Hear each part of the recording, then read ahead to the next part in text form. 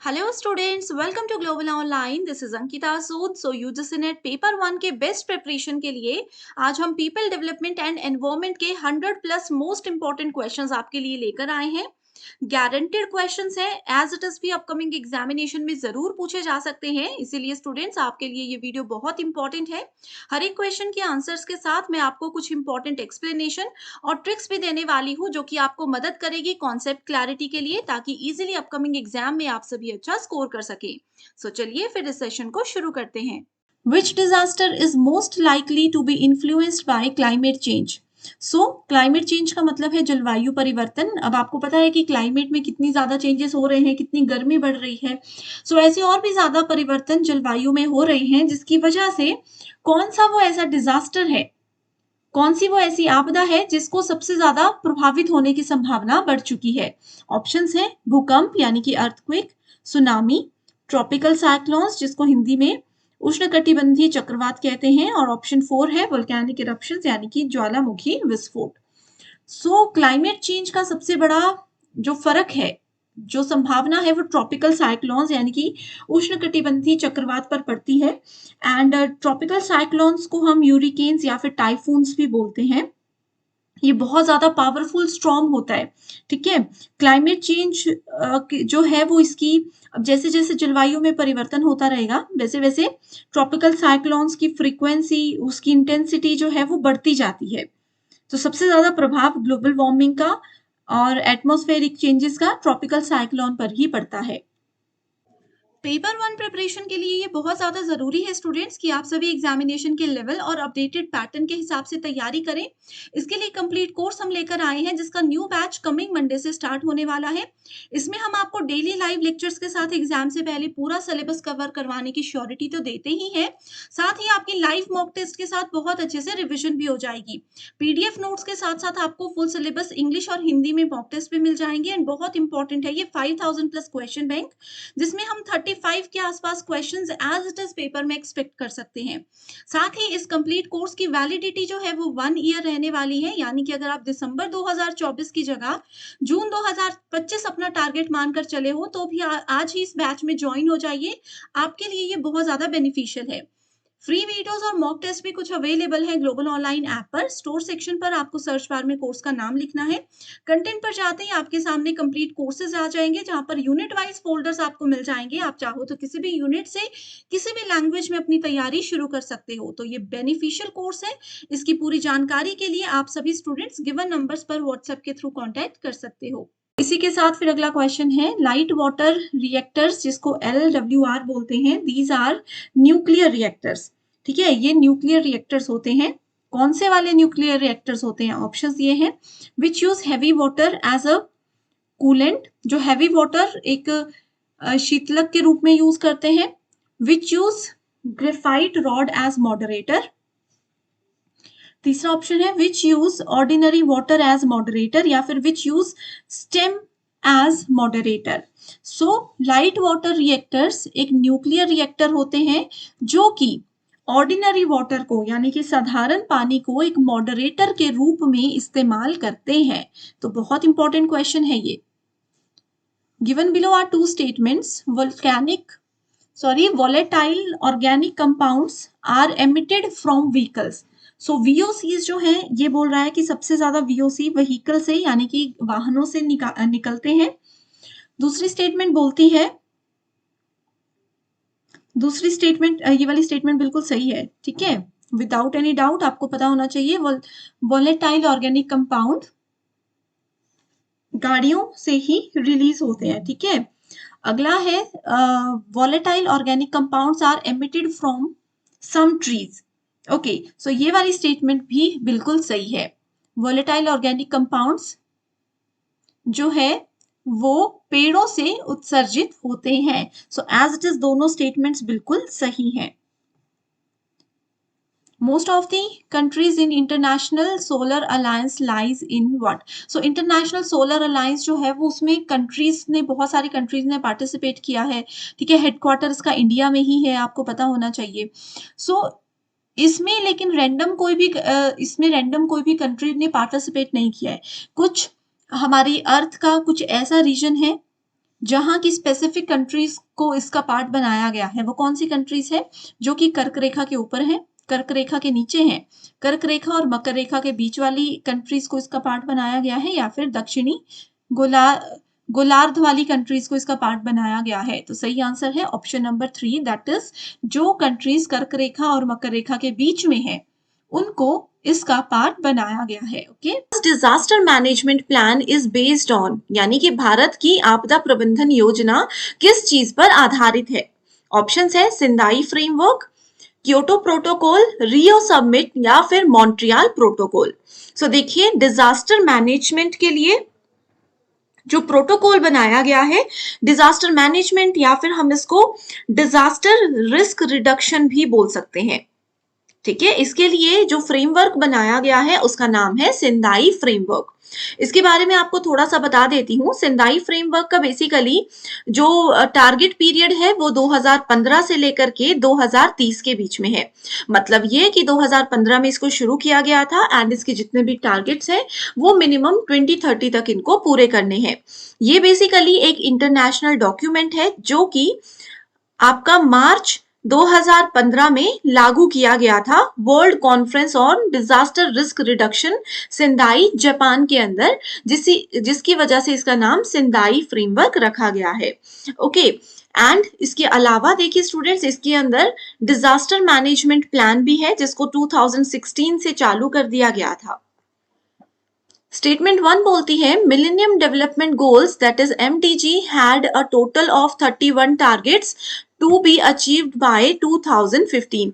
यानी कि हमने जो सहस्त्राब्दी विकास लक्ष्य के बारे में पढ़ा था, इसमें बोला गया है कि टोटल 31 लक्ष्य थे।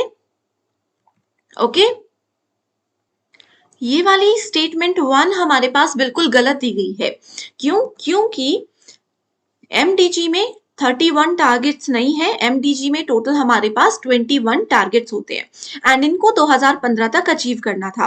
अब एक चीज ध्यान रखिए कि टोटल नंबर ऑफ गोल्स और टोटल नंबर ऑफ टारगेट्स में डिफरेंस होता है। 21 टारगेट है और गोल्स कितने हैं MDG में? सो MDG में हमारे पास 8 गोल्स हैं और SDG में टोटल 17 गोल्स हैं। तो सेकेंड स्टेटमेंट ट्रू है बट फर्स्ट स्टेटमेंट गलत है। तो ये रहा आपका सही answer. Which of the following pollutant is considered as surrogate for eye irritation?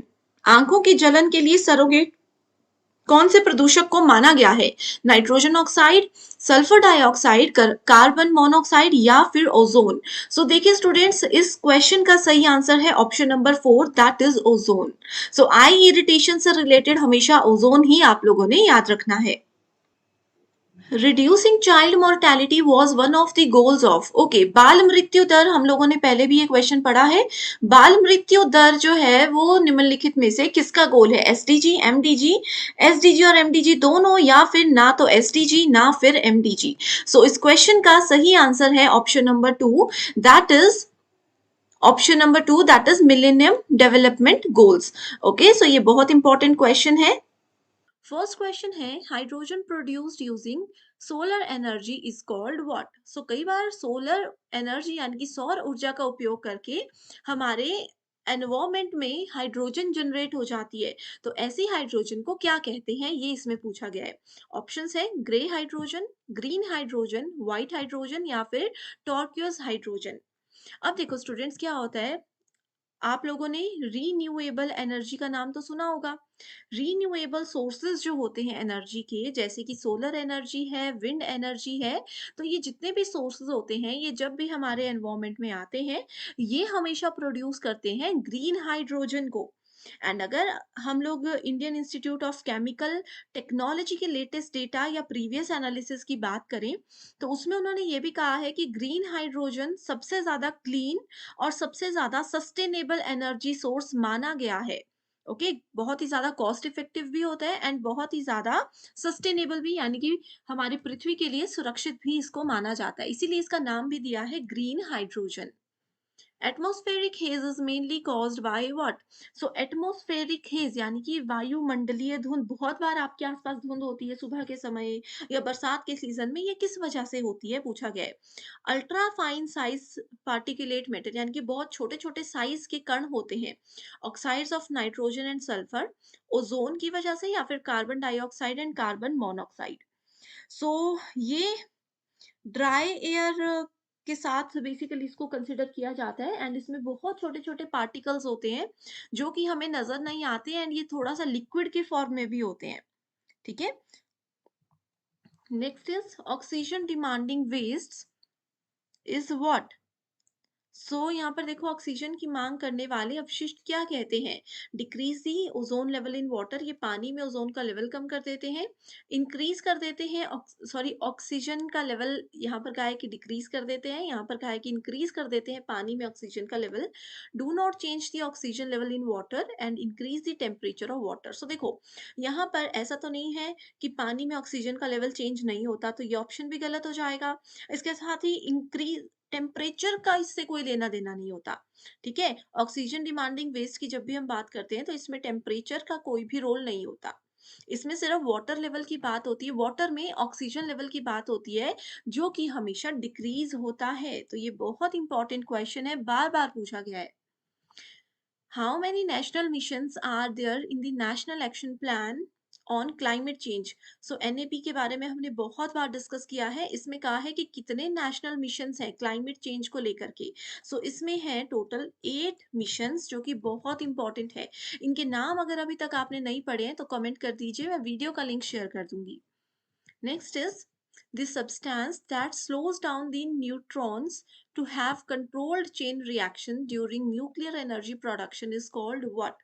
तो वो कौन सा पदार्थ है जो कि परमाणु ऊर्जा उत्पादन के दौरान नियंत्रित श्रृंखला प्रतिक्रिया के लिए न्यूट्रॉन को धीमा कर देता है? तो इसको क्या कहा जाता है? Options are controller, inhibitor, moderator, या फिर रिड्यूसर। क्वेश्चन में पता चल रहा है जो रिड्यूस कर देता है, जो स्लो डाउन कर देता है, तो करेक्ट आंसर होगा रिड्यूसर।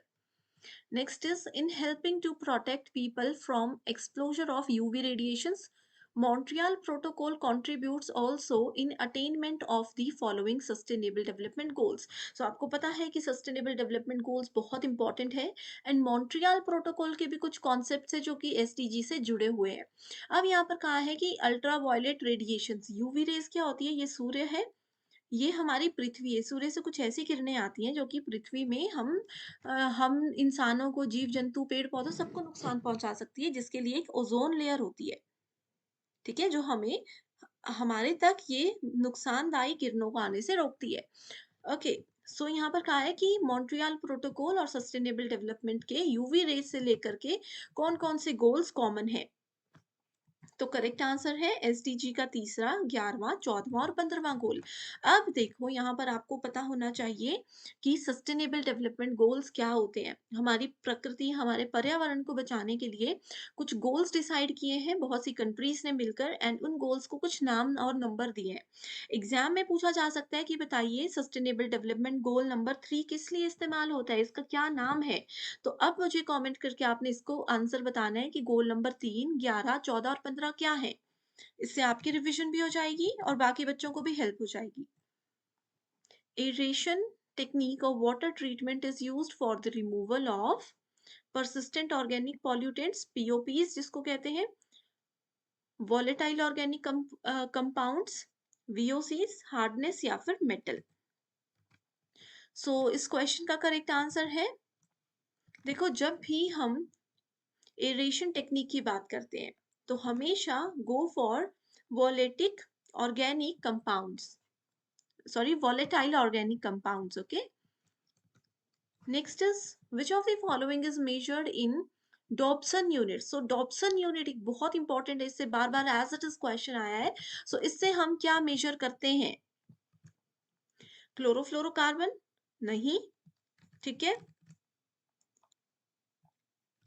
इसके बाद दूसरा ऑप्शन है स्ट्रेटोस्फेरिक ओजोन, अल्ट्रावायलेट रेज या फिर सोलर रेडिएशन। सो डॉबर्सन यूनिट डायरेक्ट फोकस करती है समताप मंडलीय ओजोन को मापने के लिए।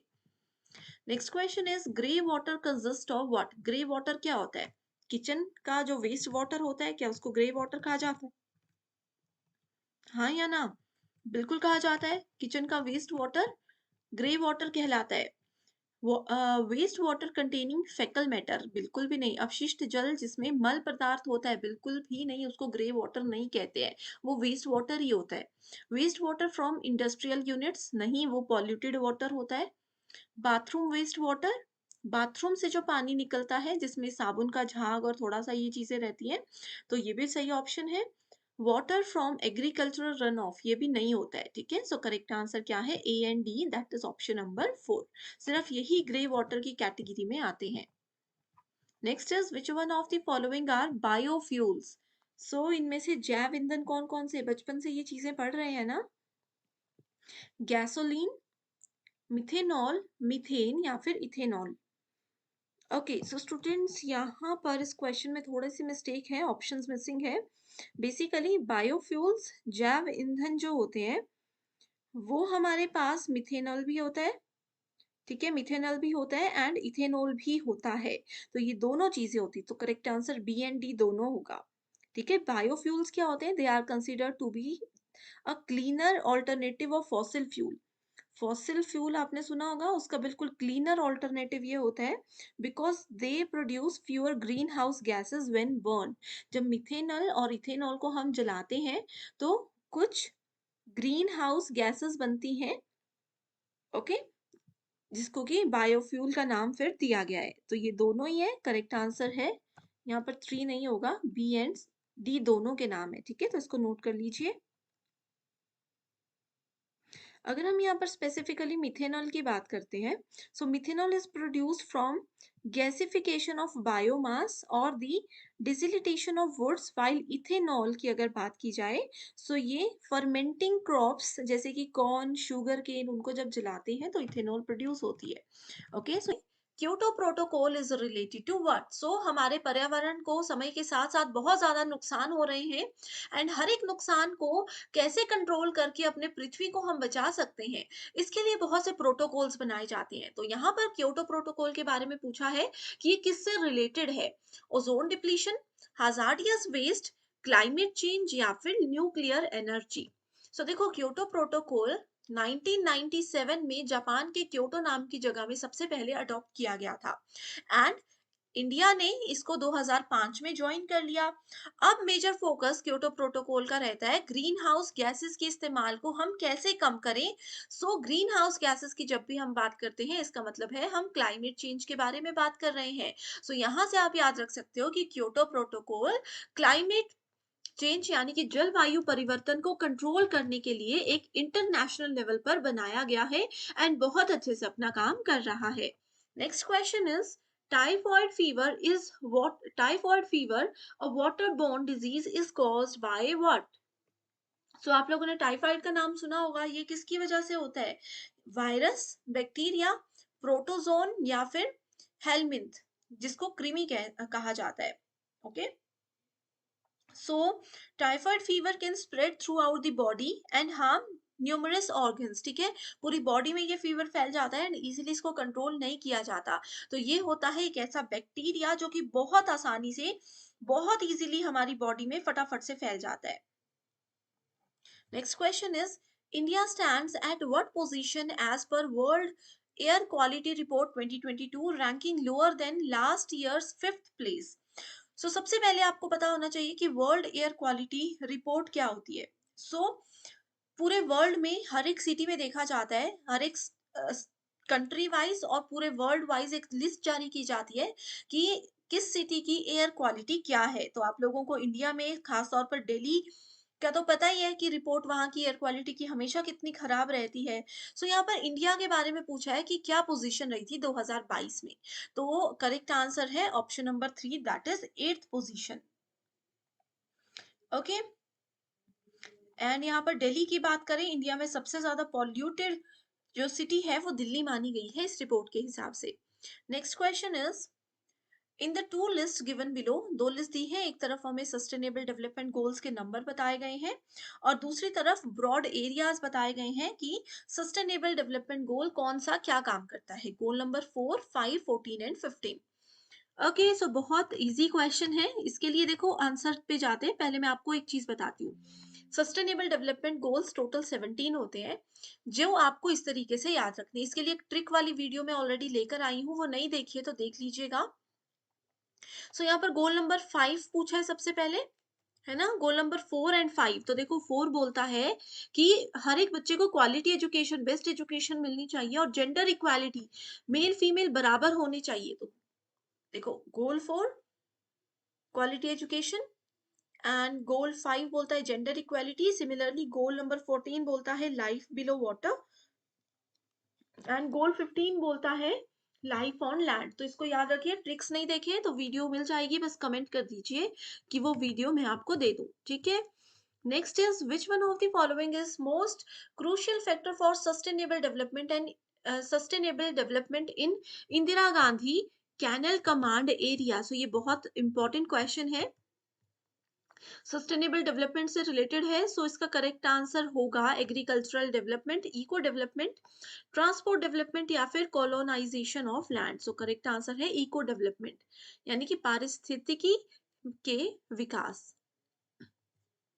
नेक्स्ट क्वेश्चन है, देखो जैसे हमने सस्टेनेबल डेवलपमेंट गोल्स देखे कि इसमें 17 गोल्स होते हैं, वैसे ही हमारे पास मिलेनियम डेवलपमेंट गोल्स होते हैं। पहला क्वेश्चन यहाँ पर मैंने एक होमवर्क क्वेश्चन दे दिया कि बताइए मिलेनियम डेवलपमेंट गोल्स में टोटल कितने गोल्स होते हैं, ये एग्जाम में जरूर आता है। सो पहले तो यहाँ पर बोलता है goal number 5 improve maternal health, highest number of target किसके हैं ये यहाँ पर पूछा है। Goal number 6 combat HIV, goal number 7 ensure environmental sustainability, goal number 8 develop a global partnership for development. ठीक है, सो इसमें देखो करेक्ट आंसर ऑप्शन नंबर 4 है, क्योंकि इसमें बोला है कि एक ऐसी ग्लोबल पार्टनरशिप, यानी कि सारी कंट्रीज को मिलकर एक पार्टनरशिप के रूप में काम करना चाहिए जिससे कि वो डेवलपमेंट की ओर बढ़ सके। क्योंकि कई टारगेट ऐसे होते हैं जो कि सिर्फ एक कंट्री नहीं कर सकती, बहुत सारे लोग मिलकर करेंगे तो इजीली उसको अचीव किया जा सकता है। तो इसीलिए सबसे ज्यादा टारगेट्स गोल नंबर 8 में ही है। नेक्स्ट क्वेश्चन है, virus responsible for the spread of कोविड-19 सो कोविड-19 के लिए सबसे ज्यादा रिस्पॉन्सिबल कौन सा वायरस था। तो कौन सा था, बच्चे बोलेंगे कोरोना 19, गलत। कोरोना 19 नहीं है, ये कंफ्यूज करने के लिए बहुत अच्छा ऑप्शन रखा गया था, ठीक है। इसके लिए रिस्पॉन्सिबल था SARS-CoV-2, ये प्रीवियस ईयर क्वेश्चन ही है।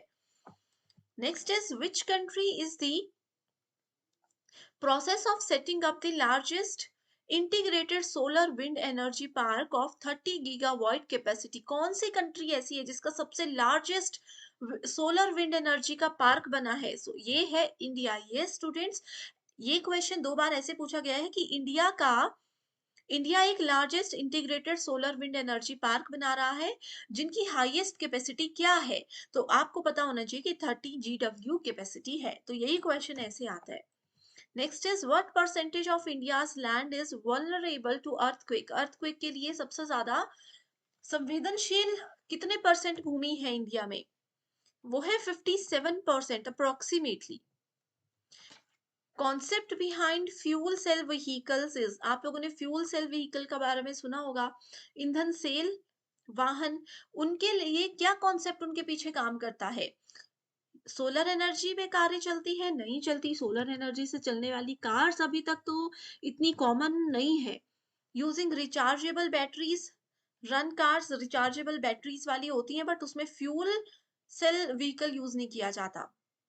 Using hydrogen and oxygen to run cars, using improvised CNG cars भी अभी बैन हो चुकी हैं, इसलिए यहाँ पर करेक्ट ऑप्शन है कि हाइड्रोजन एंड ऑक्सीजन के द्वारा उस कार को रन किया जाता है।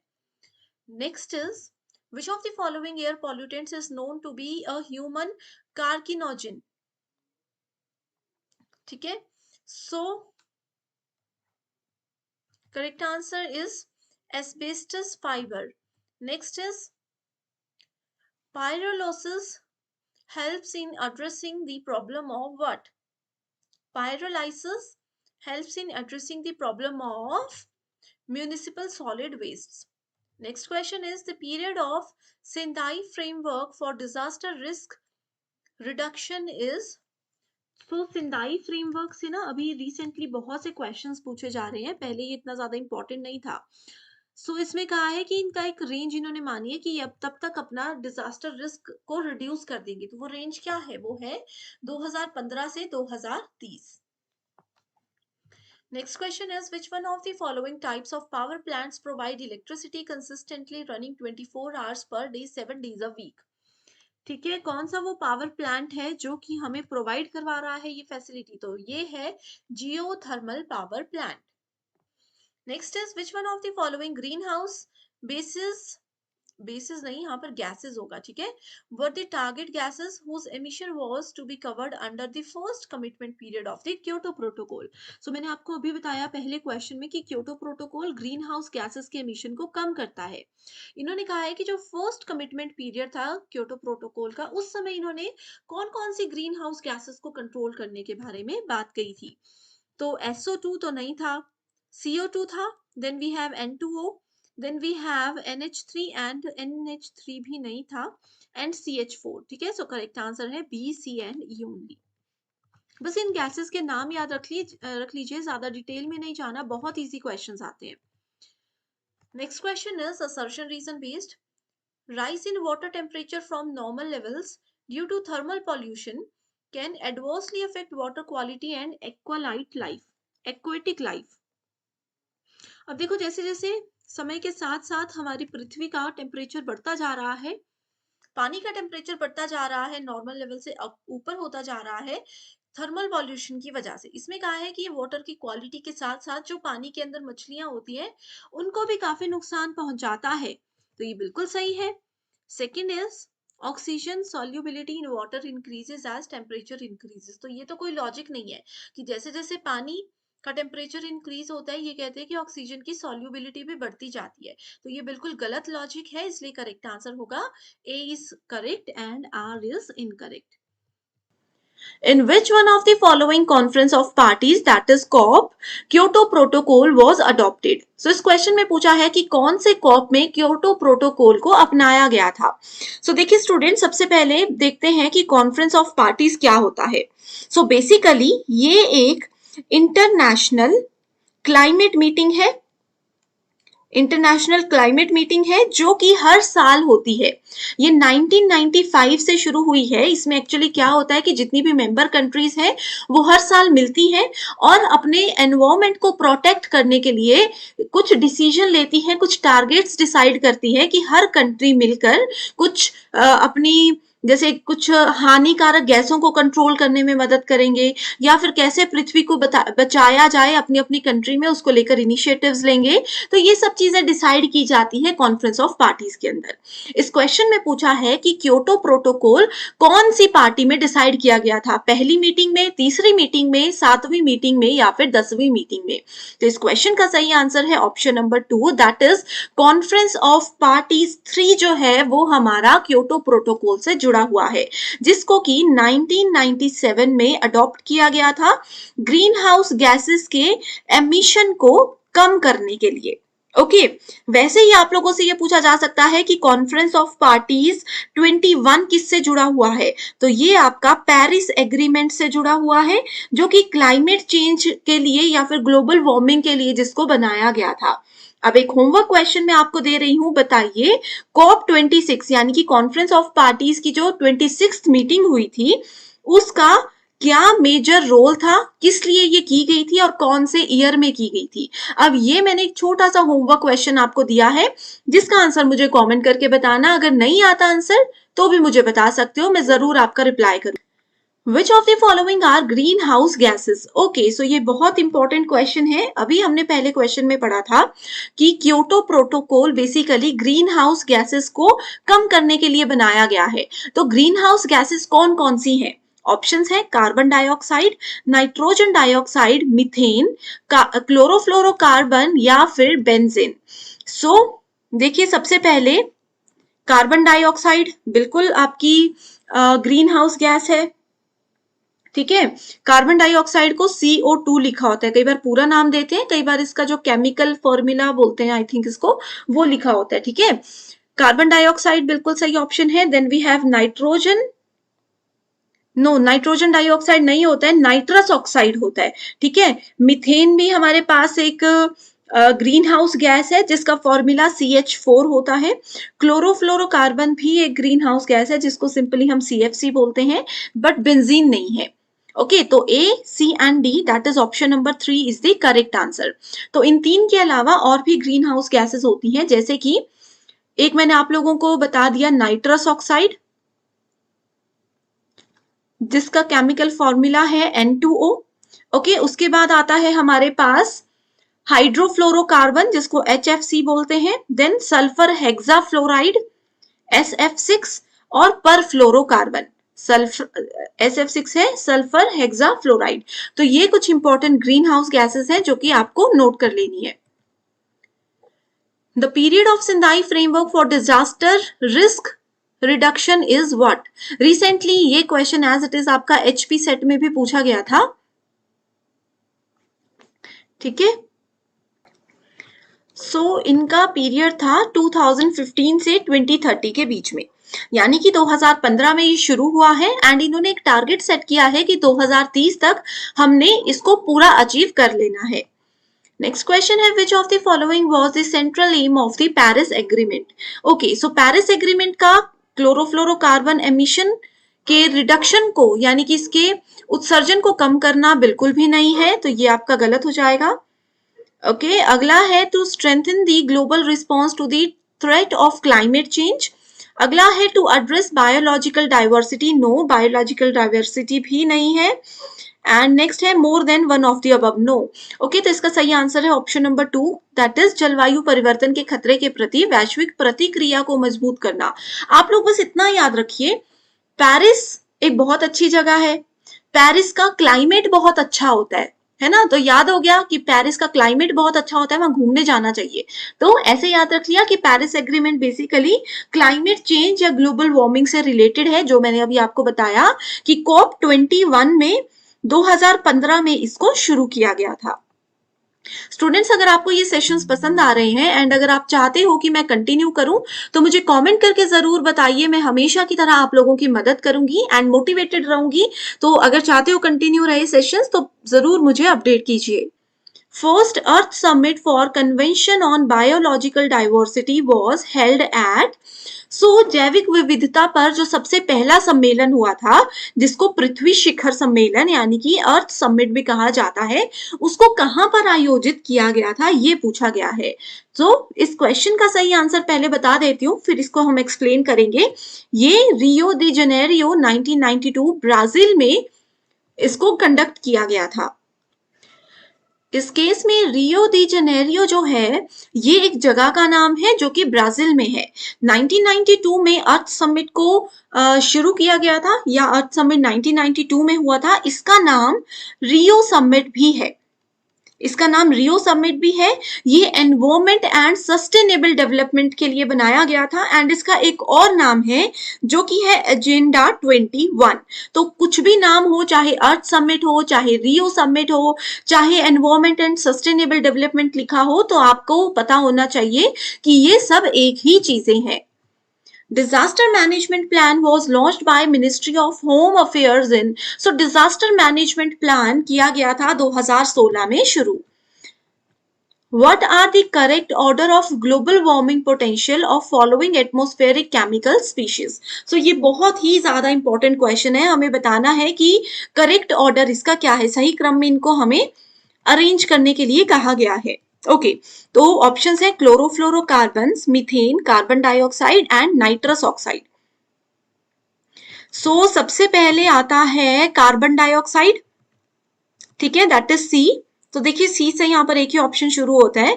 सबसे पहले कार्बन डाइऑक्साइड, ये ऐसे होगा CO2, ठीक है, N2O, इस तरीके से लिखना है ये CH4। ओके, इसके बाद आता है methane, then we have nitrous oxide और सबसे एंड में है क्लोरोफ्लोरोकार्बन। तो सही आंसर है option number B. Next question is which of the following statements are true about International solar Alliance? तो इंटरनेशनल सोलर अलायंस जो है ये आपका COP26 के नाम से जाना जाता है, जिसको सन 2015 में शुरू किया गया था। ओके, सो ये कुछ इंपॉर्टेंट पॉइंट्स हैं जो कि आपको याद रखने हैं। सही स्टेटमेंट्स पूछी हैं तो मैंने पहले ही बता दिया कि 2015 में शुरू किया गया था, तो पहली स्टेटमेंट तो गलत है। दूसरी देखिए ए गलत है, तो ये तो ऑप्शंस पहले ही एलिमिनेट हो जाएंगे। India is one of the founding countries there, बिल्कुल सही है, भारत इसमें संस्थापक देशों में से एक है। Its headquarter are in Geneva, बिल्कुल सही है ये भी। सॉरी ये नहीं है, ठीक है, हेडक्वार्टर्स के गनेवा में नहीं है, इसका हेडक्वार्टर इंडिया में है। ये क्वेश्चन भी अभी रिसेंटली 2023 वाले एग्जाम में एज इट इज आया था कि इंटरनेशनल सोलर अलायंस का हेडक्वार्टर कहाँ है, तो ये हरियाणा में आपका इंडिया में है, ठीक है। जनवरी 2016 में ये हेडक्वार्टर नरेंद्र मोदी के द्वारा जो है इनॉग्रेट किया गया था, एंड 2015 में इस कॉन्फ्रेंस इंटरनेशनल सोलर अलायंस की स्थापना की गई थी। Okay, it was signed by over 100 countries, तो देखो सी भी गलत है, तो इसलिए ये वाला ऑप्शन भी गलत हो गया, तो इसका मतलब है ऑप्शन 4 ही सही होगा। It was signed by over 100 countries, बिल्कुल सही है। Mostly sunshine countries are members of this alliance, बिल्कुल सही है, तो correct answer is option number 4। Note कर लीजिए जो एक्स्ट्रा इन्फॉर्मेशन मैं दे रही हूँ, very very important question. Okay, so ये क्वेश्चन आपको बोल रहा है कि पेरिस एग्रीमेंट किससे जुड़ा है। अभी मैंने बताया पेरिस का क्लाइमेट बहुत ही ज्यादा अच्छा होता है, तो ए को हमने 4th से मैच कर दिया, ये तो ऑप्शंस हो गए गलत, ठीक है। अभी हम लोगों ने क्योटो प्रोटोकॉल के बारे में भी पढ़ा था। सो क्योटो प्रोटोकॉल आपका क्लीन डेवलपमेंट मैकेनिज्म से जुड़ा है, सो ये आ गया आपका 3rd, that is option number 4 is the correct answer, ठीक है। Rio summit, Human Environment and Montreal Protocol is related to ozone layer, and Montreal Protocol को 1987 में बनाया गया था, राइट। सबकी ईयर, इनका मेन थीम क्या थी, कौन से साल से ये शुरू हो रहे हैं, एंड अभी इनका क्या टारगेट चल रहा है, सब याद होना चाहिए। अगर नहीं पता तो उस पे थ्योरी सेशंस भी मैं लेकर आऊंगी, बस मुझे एक बार कमेंट कर दीजिए कि प्रोटोकॉल्स पे थ्योरी सेशन आपको चाहिए।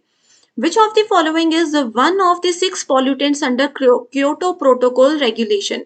So Kyoto Protocol regulation के अंदर आपका पर फ्लोरोकार्बन आता है। मैंने आपको बताया Kyoto protocol is related to green house gases, 6 green house gases भी हमने पढ़ ली थी, एंड उसमें क्लोरीन भी नहीं था, फोस्जीन भी नहीं था, कार्बन मोनोक्साइड भी नहीं था, बस पर फ्लोरोकार्बन था। तो यही चीज इस क्वेश्चन में पूछी है। अगर आपने वो क्वेश्चन पढ़ा था तो आपको पता चल गया होगा कि कितना इजी क्वेश्चन है, बस पूछने का तरीका थोड़ा डिफरेंट है। रिड्यूसिंग चाइल्ड मोर्टेलिटी यानी कि बाल मृत्यु दर को कम करना was one of the goals of, ये एक गोल है जिसको किसके अंदर मेंशन किया गया है, ये सवाल में पूछा गया है।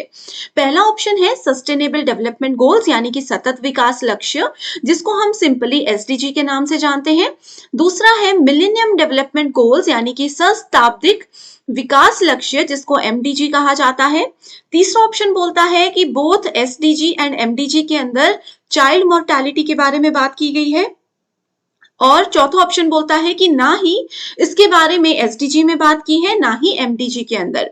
तो देखिए स्टूडेंट्स, बाल मृत्यु दर कम करने के बारे में मिलेनियम डेवलपमेंट गोल्स के अंदर बात की गई थी, ठीक है। ये हमारे पास इसके अंदर का गोल नंबर 4 था। आप लोगों को एग्जामिनेशन में ये याद रखना है कि कोई भी गोल के बारे में अगर पूछा गया है, पहली बात ये याद रखोगे कि ये किसके अंदर आता है, एसडीजी के अंदर कि एमडीजी के अंदर। जिसके अंदर भी आता है इसमें देखना है कि गोल नंबर कौन सा है ये। ओके, सो इसको याद रखने के लिए मैं आप लोगों के साथ एक टेबल शेयर करती हूँ। इस क्वेश्चन का सही आंसर तो 2 है। देखिए यहाँ पर एक टेबल शेयर कर रही हूँ, इसमें देखिए 4th गोल है रिड्यूस चाइल्ड मोर्टेलिटी। पहला है eradicate extreme poverty and hunger यानी कि अत्यधिक गरीबी और भूखमरी को मिटाना। दूसरा है achieve universal primary education, that is सार्वभौमिक प्राथमिक शिक्षा। ये बोलता है कि एटलीस्ट हर बच्चे को प्राथमिक शिक्षा तो मिलनी ही चाहिए, ये कंपलसरी होनी चाहिए। इसी के अंदर, इसी लक्ष्य के अंदर सरकार ने फ्री प्राइमरी एजुकेशन बच्चों को दी है। जेंडर इक्वालिटी और वुमेन एम्पावरमेंट, ठीक है, लैंगिक समानता और महिलाओं को सशक्त बनाना, रिड्यूस चाइल्ड मोर्टेलिटी बोलता है बाल मृत्यु दर को कम करना, इंप्रूव मैटरनल हेल्थ यानी कि मातृ स्वास्थ्य में सुधार करना, ये गोल नंबर 5 है, बहुत जरूरी है। Combat HIV, malaria and other disease, ऐसी बड़ी बीमारियों से मुकाबला करने के लिए क्या सरकार ने नियम बनाए हैं, वो लक्ष्य 6 के अंदर है, ठीक है। अगला है पर्यावरण स्थिरता सुनिश्चित करें, और अगला है कि विकास के लिए वैश्विक साझेदारी विकसित करना, कि ये सारे जो 7 गोल्स हैं पहले वाले, इनको पूरा करने के लिए कैसे पूरा विश्व एक होकर काम करेगा। तो ये सारे गोल्स हैं आपके मिलेनियम डेवलपमेंट गोल्स के अंदर 8 गोल्स आते हैं, इनके नाम आपको याद होने चाहिए, सीक्वेंस इंपॉर्टेंट है, और ये भी पता होना चाहिए कि ये गोल्स सन 2000 में शुरू हुए थे एंड इनको सन 2015 में टारगेट इनका पूरा हो चुका था। उसके बाद ही सन 2015 में सस्टेनेबल डेवलपमेंट गोल्स को शुरू किया गया था, जिसको सन 2030 तक पूरा किया जाने वाला है। अब एक क्वेश्चन देती हूं आपको, बताइए कि मिलेनियम डेवलपमेंट गोल्स के अंदर जैसे 8 गोल हैं, 8 लक्ष्य हैं, सस्टेनेबल डेवलपमेंट गोल्स के अंदर कितने गोल्स आते हैं? ये क्वेश्चन गारंटेड एग्जामिनेशन में आता ही है। Okay, official languages for international solar alliance are. So देखिए स्टूडेंट, सबसे पहले आपको ये बताती हूँ कि इंटरनेशनल सोलर अलायंस क्या होता है। आगे ऑफिशियल लैंग्वेजेस पे हम जाएंगे। इसको हम IS से भी बोल सकते हैं। इसका प्राइमरी ऑब्जेक्टिव है कि हम अपनी कंट्री में या बाकी जितनी भी कंट्रीज हैं उन सभी में सोलर एनर्जी का ज्यादा से ज्यादा इस्तेमाल करें, ठीक है। एंड इसमें ऑफिशियल लैंग्वेजेस जो हैं वो basically English and French language तो है ही, ठीक है। इंग्लिश एंड फ्रेंच लैंग्वेज पर इसमें मेजर फोकस रखा गया है। उसके साथ साथ इसमें हिंदी लैंग्वेज का भी इस्तेमाल किया जाता है। अब हिंदी लैंग्वेज को यूज करने का एक बहुत बड़ा रीजन ये भी है कि इंटरनेशनल सोलर अलायंस का जो हेडक्वार्टर है वो हरियाणा में है, वो इंडिया में है, ठीक है। एग्जाम में भी ये क्वेश्चन बहुत बार आया है, तो आप लोगों को पता होना चाहिए इसके बारे में सब कुछ। सो सही आंसर है A, B and C, that is option number 1। Next question में स्टेटमेंट 1 है, wind energy has high energy density. पवन ऊर्जा सबको पता है, इसमें उच्च ऊर्जा घनत्व होता है। सेकेंड स्टेटमेंट बोलती है, wind energy is an intermittent source of energy, यानी कि ये क्या है, ये एक आंतरायिक स्रोत है ऊर्जा का। सो देखिए स्टेटमेंट 1 में जो विंड एनर्जी की बात की है, विंड एनर्जी बेसिकली एक अमाउंट ऑफ एनर्जी होता है जो कि प्रोड्यूस होता है पर यूनिट वॉल्यूम और mass of a wind. Okay, so wind energy की लोअर एनर्जी डेंसिटी होती है अगर हम इसको बाकी के रीन्यूएबल एनर्जीज के साथ कंपेयर करें। इसी वजह से हमारा स्टेटमेंट 1 जो है वो गलत है। स्टेटमेंट 2, ठीक है, स्टेटमेंट 2 बिल्कुल सही है। विंड एनर्जी एक क्या है, इंटरमिटेंट सोर्स ऑफ एनर्जी है, यानी कि आंतरायिक स्रोत है एनर्जी का। Which of the following air pollutants make rain water acidic? Okay, so यहाँ पर बोला गया है, आप लोगों ने एसिड रेन सुना है, ये वही है, रेन वाटर एसिडिक, बस इसको थोड़ा घुमा कर लिखा गया है। सो कौन कौन से पॉल्यूटेंट्स, कौन कौन से वायु प्रदूषक इसमें मिले हुए होते हैं, ये इस सवाल में पूछा गया है। तो सबसे पहला ऑप्शन बोलता है नाइट्रिक ऑक्साइड, बिल्कुल सही है। दूसरा है नाइट्रोजन डाइऑक्साइड, बिल्कुल सही।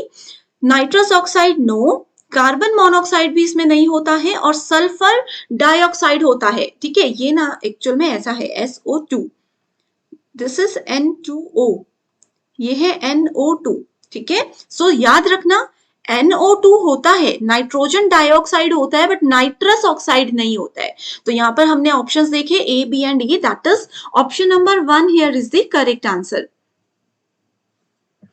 Which of the following pairs of air pollutant causes acid rain? So same question मैंने देखिए डिफरेंट तरीके से पूछा गया एग्जामिनेशन में। अब इसका आंसर आप लोग बताओगे। ये मैंने आपको एक होमवर्क क्वेश्चन दे दिया जिसका आंसर चाहिए मुझे कमेंट सेक्शन में, ठीक है। अभी हमने पढ़ा, बस बताइए कौन सा पेयर सही है। सिक बिल्डिंग सिंड्रोम, जिसको SBS कहा जाता है, it is associated with what?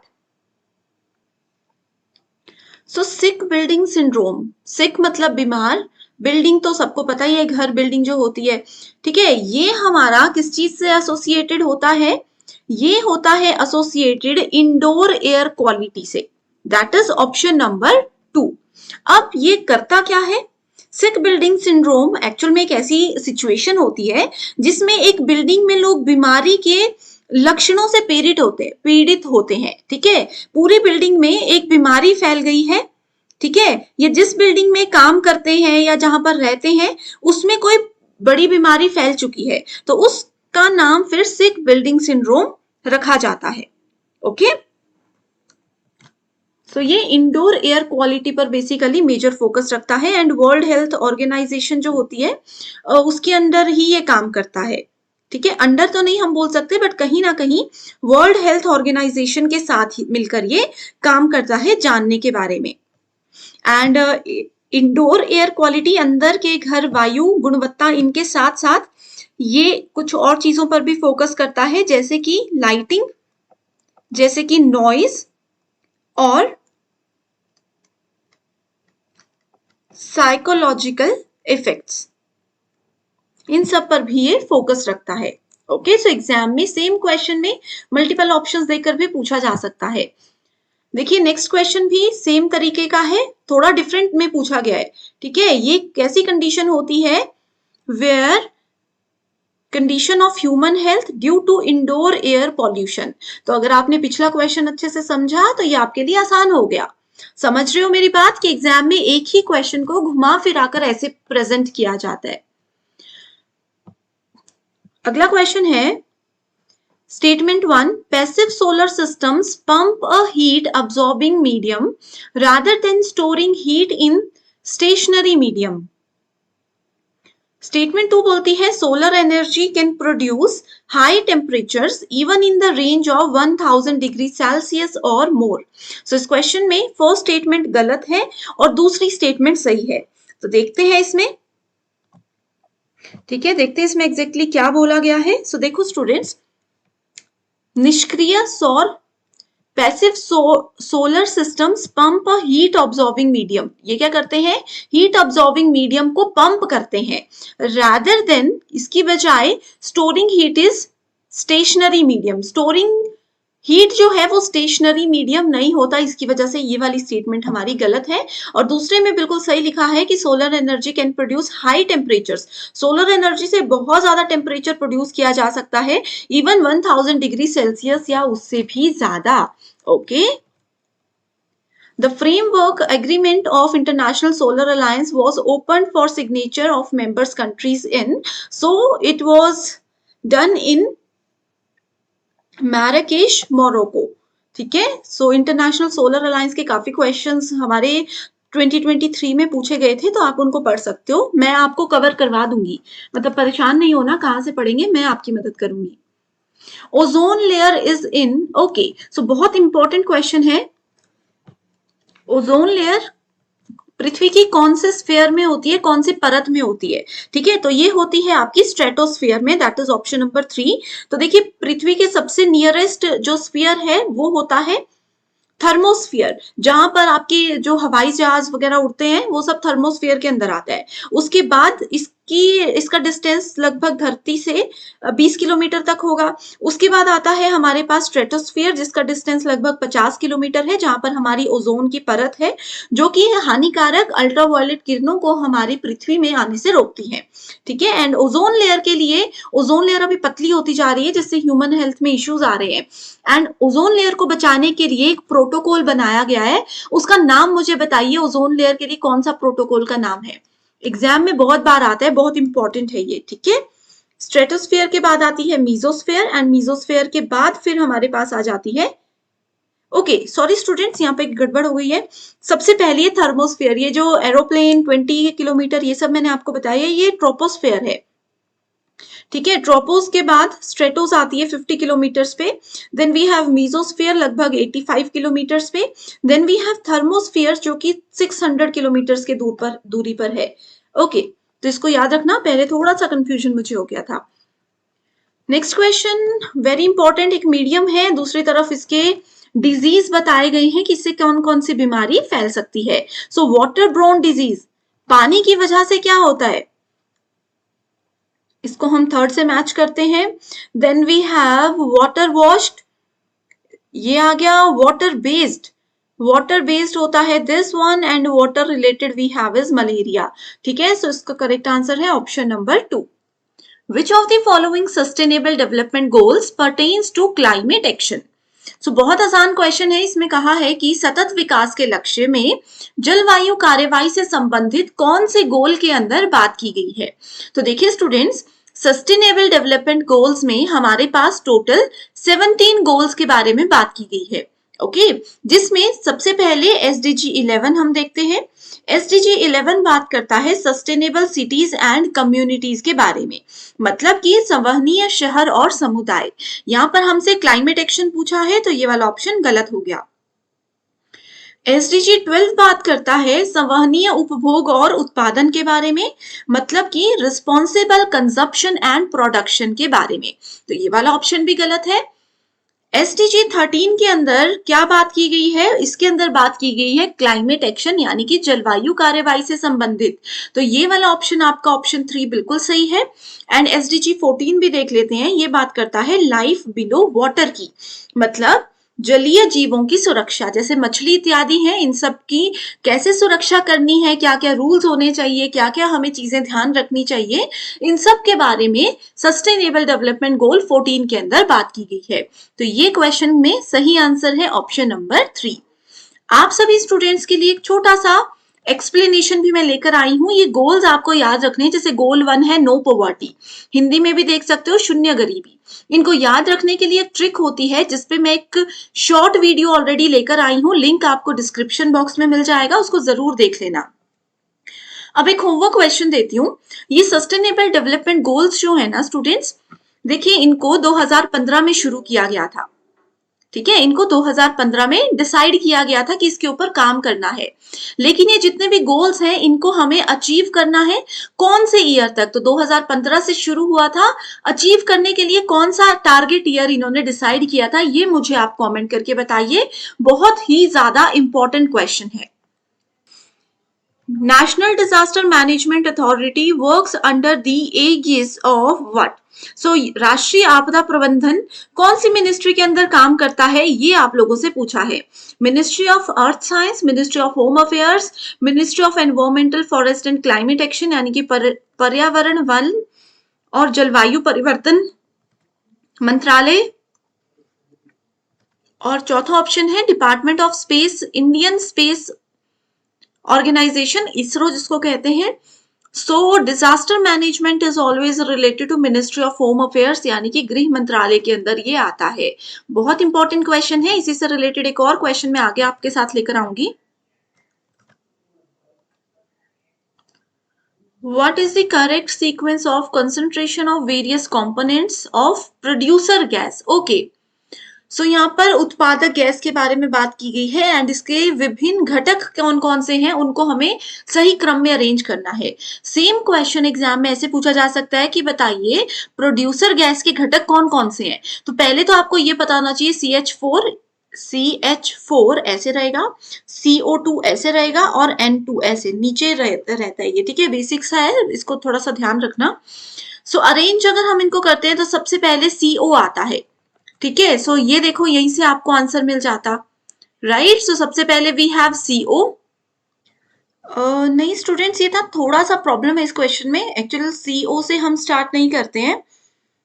ठीक है, इसको हम अरेंज करेंगे, सबसे पहले आएगा हमारे पास N2। ठीक है, N2 नाइट्रोजन गैस होती है, इसका जो परसेंटेज है वो 50 से लेकर के 55% तक है। ठीक है, तो सबसे पहले डी ऑप्शन आ जाएगा, इसको हम एलिमिनेट कर देते हैं। डी ऑप्शन सबसे पहले आएगा, उसके बाद यहाँ पर देखते हैं हम C है, दैट इज CO। ठीक है, CO आ जाता है आपके पास कार्बन मोनोऑक्साइड, दैट इज 22% से लेकर के 30% तक की इसकी रेंज रहती है। नोट करना, एग्जाम में जरूर आता है। ओके, इसके बाद आता है हमारे पास option number B, that is CO2, और उसके बाद आता है CH4। ठीक है, सो ये है सही सीक्वेंस, इसको नोट जरूर कर लेना। Disaster management plan was launched by ministry of human affairs in. So देखिए हमने डिजास्टर मैनेजमेंट प्लान के बारे में पढ़ा, ये होम अफेयर्स के अंदर आता है। सेम क्वेश्चन था, कौन से ईयर में है ये पूछा गया है। सो ये 2016 में मिनिस्ट्री ऑफ होम अफेयर्स के अंदर लॉन्च किया गया है। ठीक है, एंड सिंदाई फ्रेमवर्क के बारे में भी हमने बात की थी, जो कि 2015 से 2030 का टारगेट लेकर के चला है, ये भी इसी के अंदर आता है। Environmental problems associated with soils are, मिट्टी से जुड़ी हुई जो पर्यावरणीय समस्याएं होती हैं वो किन किन चीजों से रिलेटेड है, ये इस सवाल में पूछा गया है। ओके, सो देखिए सबसे पहले न्यूट्रिएंट लीचिंग, पोषक तत्व निक्षालन, ये भी बिल्कुल सही है। मेटल कंटेमिनेशन, ये वाला ऑप्शन सही होगा। और उसके बाद आता है आपके पास सैलिनिटी एंड अल्कैलिनिटी, लवणता और क्षारीयता। ठीक है, तो ये तीनों चीजें, ये तीनों टर्म्स आपके सॉइल से रिलेटेड हैं। एग्जाम में सेम क्वेश्चन को थोड़ा घुमा फिरा कर बहुत बार पूछा गया है। ओजोन डिप्लीशन आपकी मिट्टी से जुड़ी हुई नहीं है। ठीक है, फाइन एरोसोल्स, ये भी आपकी मिट्टी से जुड़े हुए नहीं है, ये एयर से रिलेटेड प्रॉब्लम है। ओके, सो ABC होगा सही आंसर।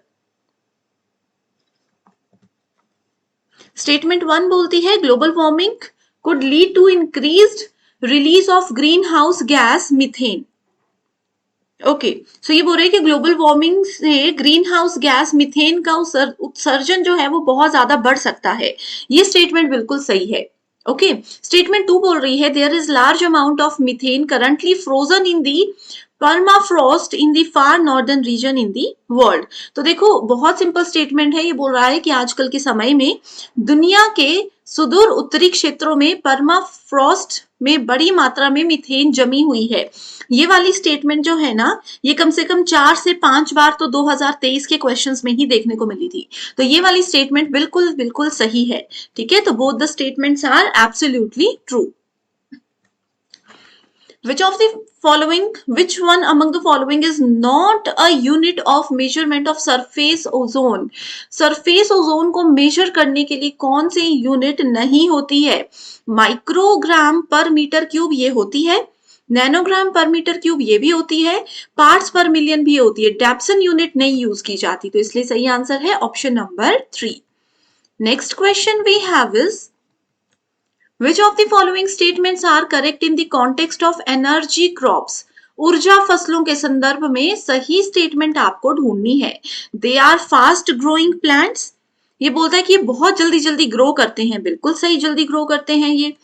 ठीक है, They require specific season to grow, इनमें कोई स्पेसिफिक सीजन की जरूरत नहीं होती, हर सीजन में ये ग्रो कर सकते हैं। ठीक है, तो इसलिए ये वाली स्टेटमेंट गलत है।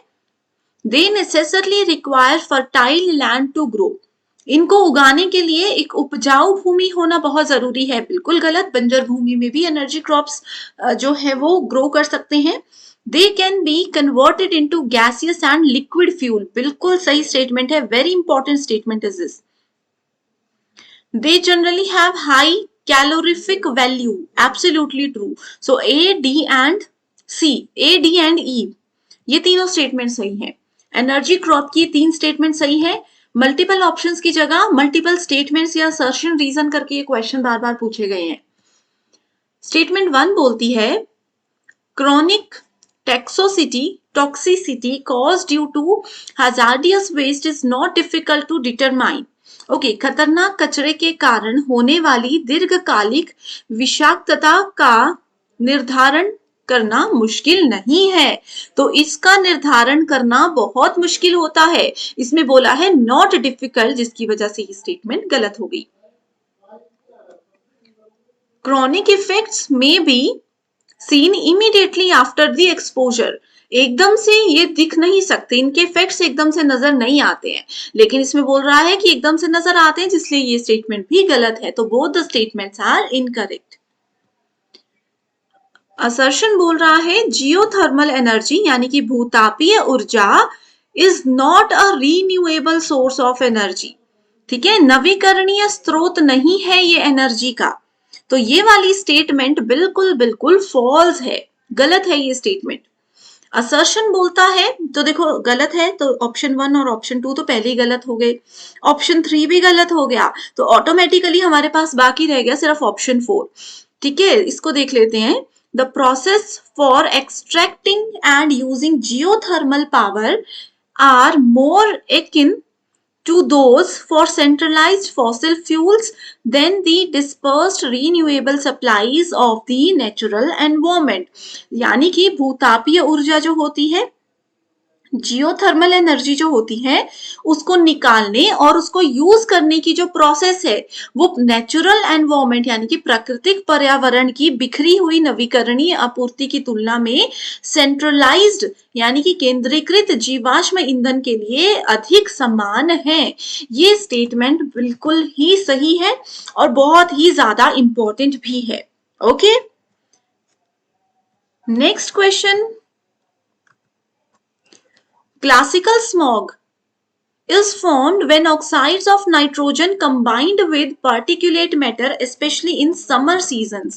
ये क्वेश्चन आई थिंक हम लोगों ने पहले भी पढ़ा है। इसमें बोलता है कि क्लासिकल स्मॉग कैसे बनती है। ये बनती है व्हेन ऑक्साइड्स ऑफ नाइट्रोजन को हम मिला देते हैं किसी भी पार्टिकुलेट मैटर से। कौन से सीजन में? समर सीजन में। लेकिन ऐसा कुछ भी नहीं है, ये स्टेटमेंट बिल्कुल गलत है। Classical smog reduces atmospheric visibility to a greater extent. ठीक है, ये बोल रहा है कि जब भी क्लासिकल स्मॉग हमारे आसपास हमारे वातावरण में होती है तो विजिबिलिटी कम हो जाती है, हम बहुत दूरी तक नहीं देख पाते हैं। ये स्टेटमेंट बिल्कुल सही बोल रही है। ओके, तो इसलिए सही आंसर है option number 4। Major contributor to carbon monoxide emission in metropolitan areas of India are what? So आप लोगों से पूछा है कार्बन मोनोऑक्साइड यानी कि CO का सबसे बड़ा कंट्रीब्यूटर हमारे इंडिया के मेट्रोपॉलिटन एरिया में कौन सा है? ऑप्शन है इंडस्ट्रियल सेक्टर, यानी कि इसमें बोला जा रहा है कि कार्बन मोनोऑक्साइड सबसे ज्यादा इंडस्ट्रियल सेक्टर में से निकलती है। अगला है डोमेस्टिक सोर्सेस, घरेलू स्रोत जिसको बोलेंगे। नेक्स्ट इज ट्रांसपोर्ट सेक्टर, परिवहन क्षेत्र, और एग्रीकल्चर। सो स्टूडेंट्स, आप सबको पता होना चाहिए कि कार्बन मोनोऑक्साइड का जो सबसे बड़ा सोर्स है वो होता है आउटडोर एयर, जैसे कि गाड़ियों से निकलने वाला धुआं, ट्रक्स हैं, कार्स हैं, इन सब से जो भी व्हीकल्स होते हैं, व्हीकल्स क्या करते हैं? बर्न करते हैं फॉसिल फ्यूल्स को। ये तो सबको पता ही होगा, व्हीकल्स फॉसिल फ्यूल को जो भी बर्न करते हैं उसकी वजह से सबसे ज्यादा कार्बन मोनोऑक्साइड रिलीज होती है।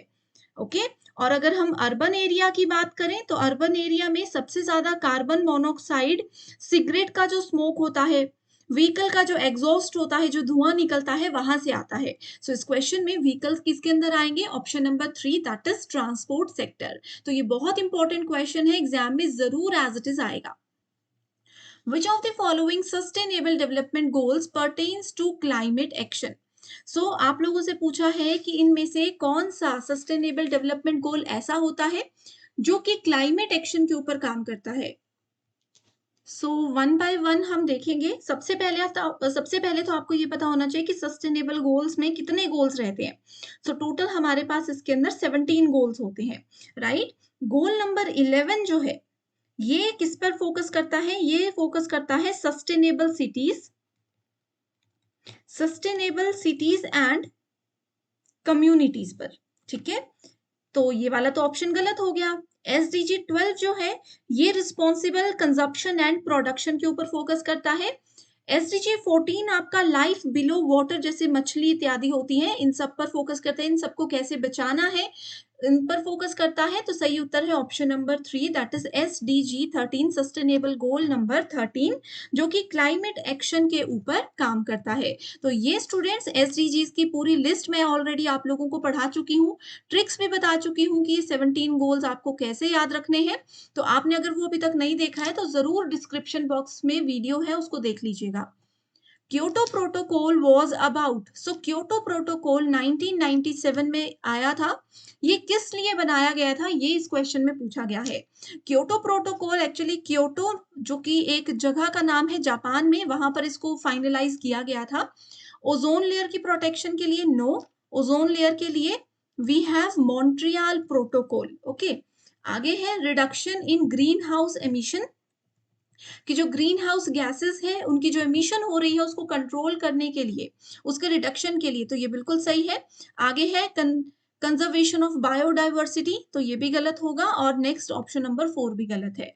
ठीक है, सो याद रखना है आपको कि Kyoto protocol green house gases के लिए है, ओजोन लेयर के लिए है वी हैव मॉन्ट्रियल प्रोटोकॉल। सो जितने भी प्रोटोकॉल्स है, क्या उनका पर्पस है, कौन से ईयर में वो बनाए गए थे, ये सब पेपर के लिए जरूरी है। Next question, which of the following substances has the least ozone depleting potential? Ozone depleting potential का क्या मतलब है? देखिए स्टूडेंट्स, हमारे अर्थ में एक ओजोन लेयर होती है, ठीक है, जो कि सूर्य की, सन की जो हार्मफुल अल्ट्रा वायलेट रेज होती है, पर बैंगनी किरणें होती है, उनको हमारी पृथ्वी में आने से रोकती है। ठीक है, क्योंकि ये नुकसानदायक किरणें होती हैं, इनको हमारी पृथ्वी में आने से रोकती है, लेकिन पॉल्यूशन और बहुत सी चीजों की वजह से ओजोन लेयर जो है वो भी पतली होती जा रही है, जिससे पृथ्वी में हम सबको, पेड़ पौधों, इंसान सबको नुकसान पहुंच सकता है। सो इस क्वेश्चन में पूछा है कि सबसे कम पोटेंशियल वाली ओजोन डिप्लीटिंग सब्सटेंस कौन सा है? क्लोरोफ्लोरोकार्बन्स, नो, हाइड्रोफ्लोरोकार्बन्स, कार्बन टेट्राक्लोराइड, या फिर हेलोन्स। सो ये बहुत जरूरी क्वेश्चन है। इसमें स्टूडेंट सबसे पहले आपको पता होना चाहिए कि ओजोन डिप्लीटिंग पोटेंशियल क्या होता है। ओके, सो ओजोन डिप्लीटिंग पोटेंशियल बेसिकली एक केमिकल कंपाउंड का मेजर होता है, that is the relative amount of degradation of ozone layer. इसमें आपका क्लोरोफ्लोरोकार्बन भी आता है, हेलोन्स भी आता है, कार्बन टेट्राक्लोराइड भी आता है, और हाइड्रोफ्लोरोकार्बन भी आता है, लेकिन हमको लीस्ट पूछा है, तो सबसे कम जो पोटेंशियल है वो होता है हाइड्रोफ्लोरोकार्बन्स का। तो ये भी आपको पता होना चाहिए। अब पेपर में ये भी पूछा जा सकता है कि लीस्ट पोटेंशियल तो हाइड्रोफ्लोरोकार्बन का है, तो हाईएस्ट पोटेंशियल किसका है? चलिए, ये मैंने आपको एक होमवर्क क्वेश्चन दे दिया, जिसका आंसर मुझे कमेंट करके बताओ। अगर नहीं आ रहा है तो भी बता दीजिए, मैं आपको कमेंट में ही रिप्लाई कर दूंगी। Next question, international solar alliance has its headquarter in. International solar alliance का हेडक्वार्टर कहाँ है? यूनाइटेड स्टेट्स, स्विट्जरलैंड, इंडिया या फ्रांस? मोस्ट रिपीटेड क्वेश्चन है, ये बहुत बार आया है। सो इसका सही उत्तर है option number 3, that is India. National solar mission, one of the missions of National Action Plan on Climate Change was launched in which year? Very important question, ठीक है।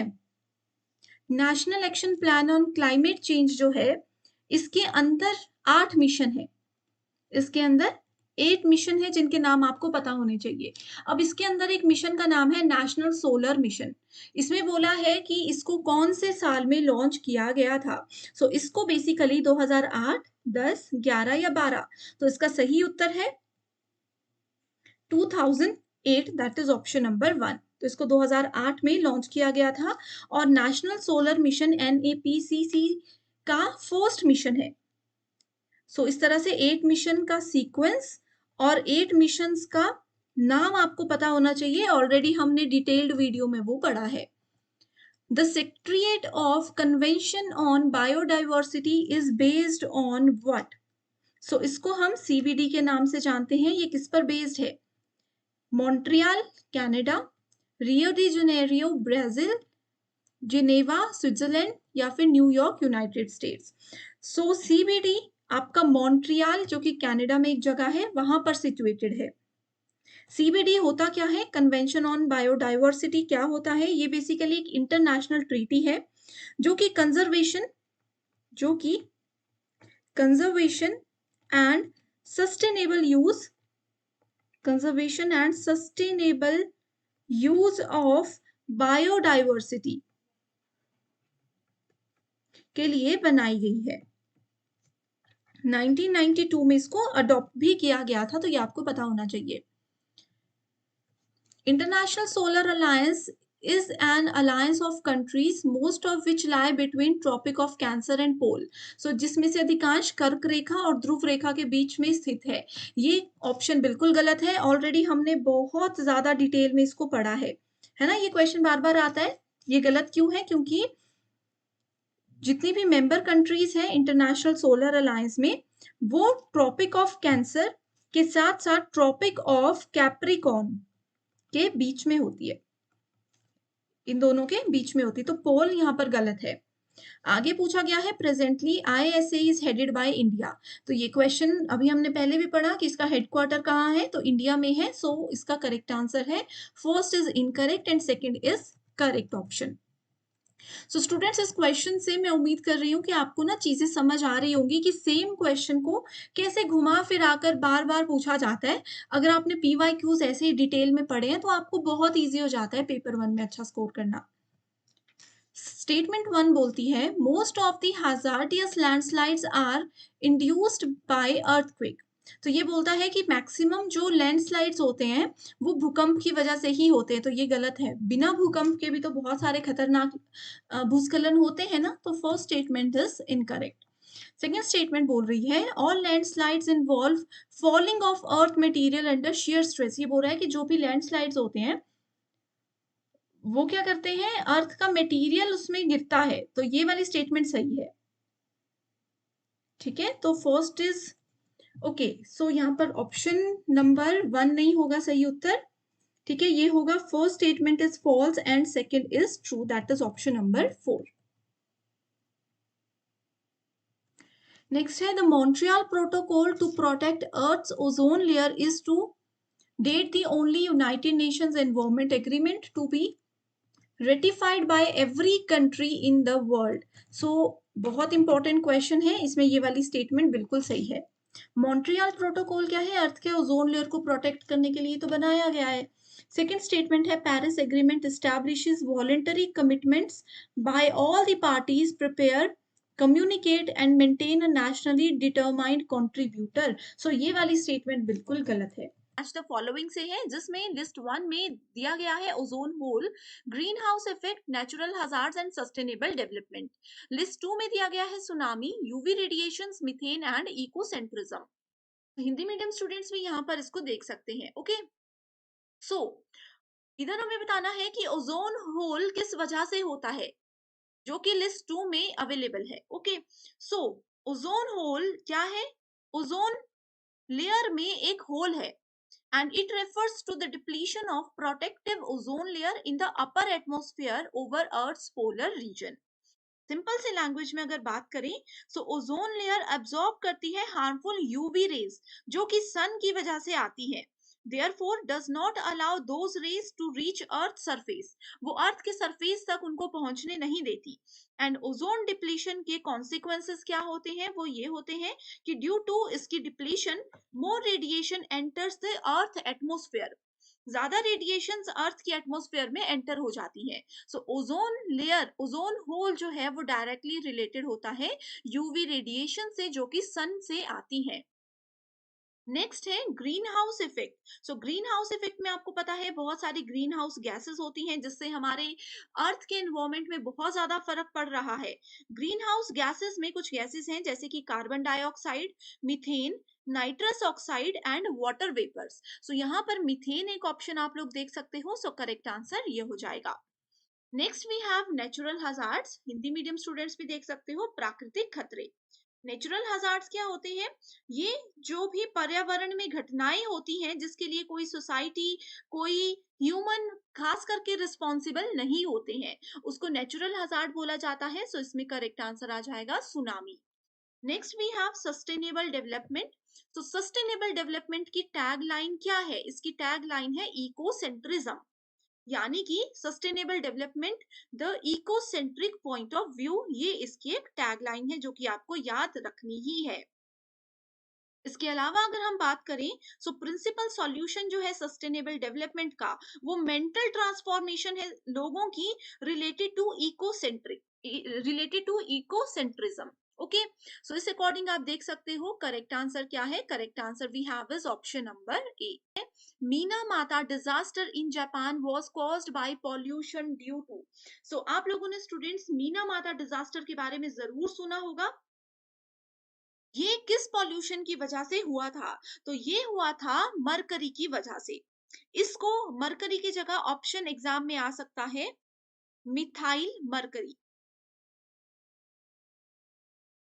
ठीक है, मिथाइल मरकरी भी अगर लिखा होगा तो भी आपने करेक्ट आंसर इसको फॉलो कर देना है।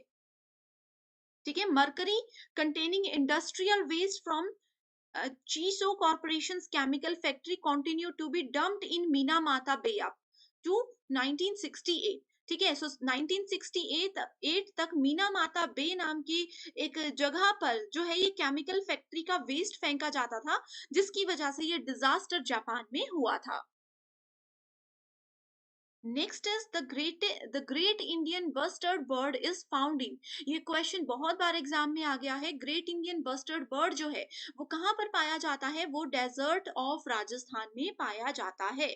ओके, सो ये क्या होता है? Basically great Indian bustard inhabits dry grasslands and scrublands on the Indian subcontinent and इनकी सबसे ज्यादा पॉपुलेशन जो है वो राजस्थान में ही पाई जाती है। Next question is to ensure universal access to water and sanitation as well as long-term management is the aim of sustainable development goal number what? So students देखो, sustainable development goals, millennium development goals हमने बहुत बार detail में discuss किया है and मैं आपको बहुत बार बता चुकी हूँ कि इसमें जितने भी गोल्स हैं सबका एक सीक्वेंस आपको याद रखना है। उसको याद रखने का ट्रिक भी हमने डिस्कस किया एक सेपरेट वीडियो में।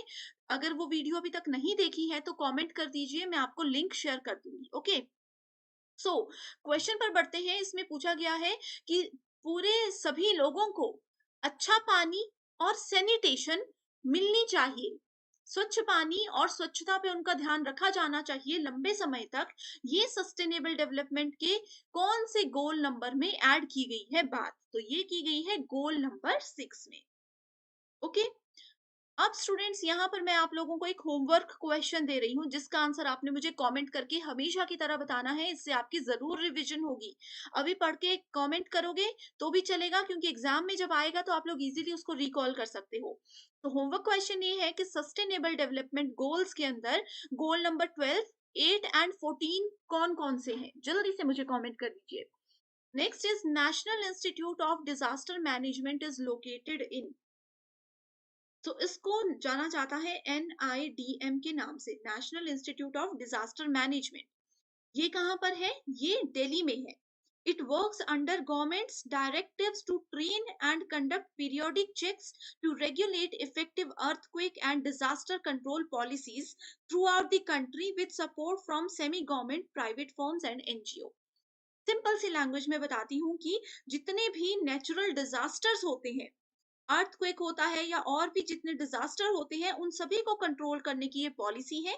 इसमें ये सरकार ने पॉलिसी बनाई है, लेकिन इसमें semi government organisation, private organisations and बहुत सारे एनजीओज भी जुड़े हुए हैं एंड इसमें काम कर रहे हैं। करेक्ट, एंड इसका ऑफिस है दिल्ली में। Next question is what is an area that acts as an boundary or a transition between two ecosystems। तो दो इकोसिस्टम्स के बीच में, दो परिस्थितिक तंत्रों के बीच में सीमा के रूप में कौन काम करता है? सो देखो, इसका करेक्ट आंसर है option number 1, that is ecotone. Ecotone क्या है? एक ये अब्रुप्ट है और ग्रेजुअल बाउंड्री है जो कि दो एडजेसेंट इकोसिस्टम्स के बीच में बनती है। जैसे कि आप मान सकते हो कि दो जंगल है, दो जंगल के बीच में जो बाउंड्रीज है उसको आप इकोटोन बोल सकते हो। ओके, इकोटोन सिंपल सी लैंग्वेज में बताती हूँ कि एक एरिया होता है जो कि एक बाउंड्री के रूप में काम करता है किसी भी दो इकोसिस्टम के बीच में।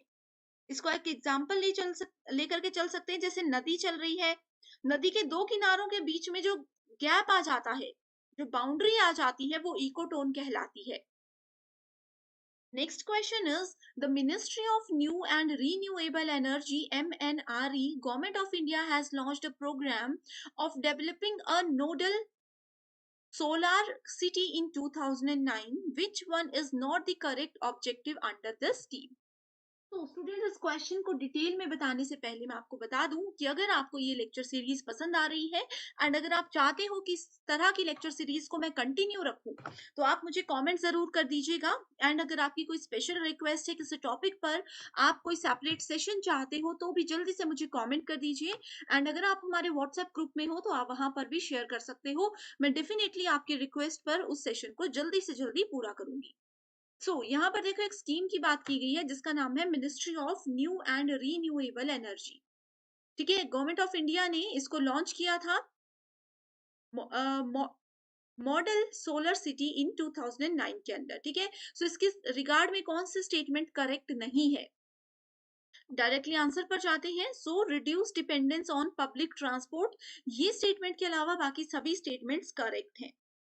ओके, सो MNRE की अगर बात करें तो ये एक 11th 5 ईयर प्लान है जिसमें कि 60 सोलर सिटीज उन्होंने बनाई हुई है। मिनिस्ट्री इसमें फंड करती है 1 सिटी को एक स्टेट के पर्टिकुलर प्रोजेक्ट के ऊपर।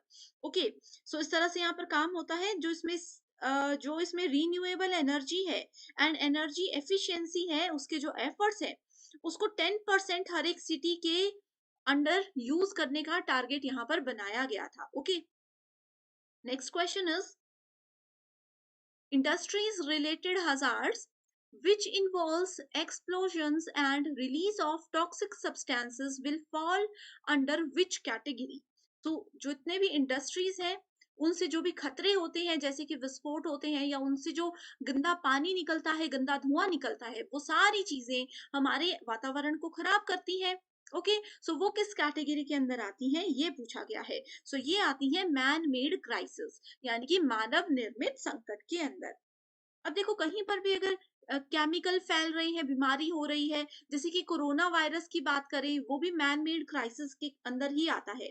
ठीक है, हजार्डियस मटेरियल स्पिल्स, जैसे कि कोई मेडिसिन बन रही है, कोई स्प्रे बन रही है, कोई कीटनाशक बन रहा है, लेकिन उसने ह्यूमन को बहुत नुकसान पहुंचाया, तो वो सब मैन मेड क्राइसिस के अंदर आते हैं। न्यूक्लियर ब्लास्ट आपने सुना होगा, train accident, plane crashes, ground water में जो गंदगी फैल रही है लोगों की वजह से, वो सब इसके अंदर आते हैं। Next is in comparison to pure water, boiling water is impure water. ठीक है, प्योर वाटर के कंपैरिजन में उबलता हुआ पानी इम्प्योर वाटर माना जाता है। क्यों? उसके इंक्रीज की वजह से। Boiling water of impure, boiling point, sorry this is boiling point of impure water. ठीक है, बॉइलिंग पॉइंट जो होता है इम्प्योर वाटर का, वो इंक्रीज होता जाता है अगर हम उसको शुद्ध जल के हिसाब से कंपेयर करें। Next question is troposphere and thermosphere belongs to what? So ये देखो, ये हमने जो पीपल डेवलपमेंट एनवायरमेंट का 1 आवर वाला सेशन लिया था ना स्टूडेंट्स, उसमें डिटेल में डिस्कस किया है। उसका लिंक आपको मिल जाएगा, एक प्लेलिस्ट का लिंक डिस्क्रिप्शन बॉक्स में है, वहां पर देखिए, मेरे नाम से, अंकिता सूद के नाम से एक प्लेलिस्ट है, वहां पर आपको मिल जाएगा। ठीक है, सो ये सब आते हैं एटमोस्फेयर के अंदर। एटमोस्फेयर लेयर के अंदर troposphere, stratosphere, mesosphere, thermosphere and exosphere, ये सब चीजें आती हैं। So next question is noise pollution is created if sound is in access to. So noise pollution कब माना जाता है? जब उसकी रेंज किससे ज्यादा बढ़ जाती है? 80 से 99 डीबी से ज्यादा उसकी रेंज अगर बढ़ जाती है। इंडस्ट्रियल एरिया में इसकी रेंज 70 से 75 होती है। ठीक है, उसके बाद 55 से 65 तक होती है कॉमर्शियल एरिया, 45 से 55 होती है रेजिडेंशियल एरिया, साइलेंट जोन में 40 से 50 होती है जो कि लोएस्ट है, एंड इंडोर लिमिट्स होती है 30 डीबी से कम। ये लिस्ट किसने बनाई? ये लिस्ट WHO के द्वारा दी गई है। Next question is ozone holes are more pronounced at the. So ozone holes क्या होते हैं? ये पोल्स होते हैं, इनको पोल्स बोला जाता है। ठीक है, it refers to a region in the stratosphere. Ozone hole किसमें है? स्ट्रेटोस्फियर के अंदर आते हैं, where the concentration of ozone becomes extremely low in a certain months. Next question is what is smog? तो स्मॉग क्या होता है? स्मॉग होता है फॉग प्लस स्मोक, दो चीजों से मिलकर, कोहरा और धुआं, इन दोनों को मिलाकर के स्मॉग बनता है। Next is maximum ozone depletion has been observed in which of the following? तो सबसे ज्यादा ओजोन डिप्लीशन कहां पर हुई है? वो हुई है साउथ पोल में। अब ये किसने बताया? ये भी जानना बहुत ज्यादा जरूरी है। तो ये 1980 में एक रिसर्च हुई थी जिसमें कि एटमॉस्फेरिक साइंटिस्ट ने अंटार्कटिका की रिपोर्ट में ओजोन डिप्लीशन देखी थी, एंड उसी के बाद उन्होंने ये फाइनलाइज किया था कि साउथ पोल में सबसे ज्यादा ओजोन डिप्लीशन होती है और आगे भी होने के चांसेस हैं। Next is what is the range of intensity scale used in measuring earthquakes? तो earthquake यानी कि भूकंप को मेजर करने के लिए रेंज क्या हो सकती है? वो हो सकती है 1 से लेकर के 12 तक। Next question is day time noise stands prescribed for residential area in India is. So दिन के समय जो आवासीय क्षेत्र होते हैं इंडिया में, उसमें नॉइज की रेंज कितनी तक अलाउड है, वो है 55 dB। ये अभी प्रीवियस क्वेश्चन में हमने डिस्कस किया, तो इसीलिए मैं कहती हूँ स्टूडेंट, जो भी क्वेश्चंस मैं आपको बताती हूँ उसकी एक्सप्लेनेशन को नोट कीजिएगा, क्योंकि आगे आने वाले क्वेश्चंस उस पर बेस्ड होते हैं। तो आपको वापस उस एक्सप्लेनेशन पे जाने की जरूरत नहीं है, अगर आपने एक बार उसको अच्छे से समझा होगा। Next is which of the following is not a green house gas. Green house gases की लिस्ट फर्स्ट क्वेश्चन में ही मैंने आप सभी स्टूडेंट्स को बताई, ठीक है। कौन कौन सी गैसेस इसके अंदर आती है, जल्दी से कमेंट कर दीजिए, इसमें से कौन सी नहीं है। सो कौन सी नहीं है, ऑक्सीजन नहीं है। इसमें वाटर वेपर आता है, जो कि एक नेचुरल कैटेगरी में आता है। उसके बाद carbon dioxide and methane, oxygen इसमें नहीं आती है। Okay, next question is which of the following is the basic unit of study of ecology. Ecology की स्टडी की अगर बात करें तो क्या उसकी बेसिक यूनिट है, तो इकोलॉजी क्या होता है, इसमें बायोटिक कंपोनेंट्स होते हैं दैट कंप्राइजिंग लिविंग ऑर्गेनिजम्स। जैसे कि इसमें कुछ फैक्टर्स होते हैं, फिजिकल फैक्टर्स होते हैं, जैसे कि वातावरण, टेम्परेचर, रेनफॉल यानी कि बारिश होना, तूफान चलना, मिट्टी, छोटे छोटे मिनरल्स, ये सारी चीजें हमारे इकोसिस्टम के अंदर आती हैं। एंड जहां पर छोटी छोटी चीजें रहती है, जैसे मिट्टी में भी आपने देखा है छोटे छोटे कीड़े रहते हैं, हवा में भी छोटे से पार्टिकल्स होते हैं, तो वो सब इकोसिस्टम के अंदर आते हैं, यानी कि इकोलॉजी के अंदर आते हैं। इकोसिस्टम भी दो तरह के होते हैं, एक होता है नेचुरल, एक होता है आर्टिफिशियल। नेचुरल में जैसे लेक है, पॉन्ड्स है, फॉरेस्ट है, ये सब नेचुरल है। एंड आर्टिफिशियल में एक्वेरियम आपने देखा होगा, जिसके अंदर मछलियां होती है, वो नकली एक एनवायरमेंट बनाया जाता है फिश के लिए। गार्डन्स होते हैं, बहुत सारे जू होते हैं जहाँ पे एनिमल्स के लिए एक नकली एनवायरमेंट बनाया जाता है। Next question is assertion reason based people pollution control measures do not necessarily help in checking environmental degradation. ठीक है, सो लोग जो पीपल कंट्रोल मेजर्स करते हैं, जरूरी नहीं है कि वो एनवायरमेंटल डिग्रेडेशन को कंट्रोल करने में, चेक करने में उनको मदद करते हो। तो आप लोगों को बता दूं कि एनवायरमेंटल डिग्रेडेशन क्या होता है, इसका मतलब है पर्यावरण क्षरण। ओके, तो हवा, पानी, मिट्टी जैसे जितने भी छोटे छोटे पार्टिकल्स होते हैं, इसकी कमी के माध्यम से पर्यावरण में जो गिरावट आ जाती है, उसको एनवायरमेंटल डिग्रेडेशन बोला जाता है। एंड ये जो गिरावट उसमें आती है, उससे बहुत सारे वन्य जीव लुप्त हो रहे हैं, बहुत से पेड़ पौधे इस वातावरण से खत्म हो रहे हैं। इसका कारण क्या है, the relationship between pollution, growth and environmental degradation is rather complex. यानी कि जो पॉल्यूशन, हमारी जो जनसंख्या बढ़ रही है, एनवायरमेंटल में यानी कि पर्यावरण में जो नुकसान हो रहे हैं, पॉल्यूशन फैल रहे हैं, इसकी वजह से ये सब चीजें हो रही हैं। सो करेक्ट आंसर है ऑप्शन नंबर 1। बिल्कुल बेसिक चीजें होती है स्टूडेंट्स, बस आपको ये जो छोटी छोटी सी टर्म्स आती है ना, उनका मतलब पता होगा, तो you can very easily solve all these questions. Next question is which of the following phenomena is not a natural hazard. तो प्राकृतिक खतरा इनमें से कौन सा नहीं है। सो करेक्ट आंसर है केमिकल कंटामिनेशन। देखो, जंगल में आग लगना नेचुरल है, बिजली चमकना नेचुरल है, लैंडस्लाइड होना, भूस्खलन होना भी नेचुरल है। केमिकल कंटामिनेशन क्या होता है कि मान लीजिए लैब में कोई प्रैक्टिकल हो रहा है, चलो उसको भी छोड़ो, बहुत इजी बताती हूँ। फूड को सेव करने के लिए, जैसे कि हम लोग कुछ स्प्रे बनाते हैं ताकि उस फूड में कीड़े ना लगे, ठीक है। एंड लोग क्या करते हैं, वो फ्रूट्स को, वो फूड को खा लेते हैं विदाउट वॉशिंग देम। सो वो केमिकल्स हमारी बॉडी को हार्म कर सकते हैं। जानबूझकर वो किसी ने नहीं बनाए, वो तो लोगों को उस बीमारी से प्रोटेक्ट करने के लिए बनाए गए थे, लेकिन उसका साइड इफेक्ट हो गया। Okay, next is which of the following is a source of emissions leading to the eventual formation of surface ozone as a pollution। so correct answer क्या होगा यहाँ पर, ट्रांसपोर्ट सेक्टर, यानी कि जो गाड़ियों से धुआं निकलता है। which of the following pollutants acts affects the respiratory tract in humans। so हमारे जो श्वसन तंत्र है, उसको सबसे ज्यादा कौन सी गैस नुकसान पहुंचाती है, तो वो है sulphur dioxide.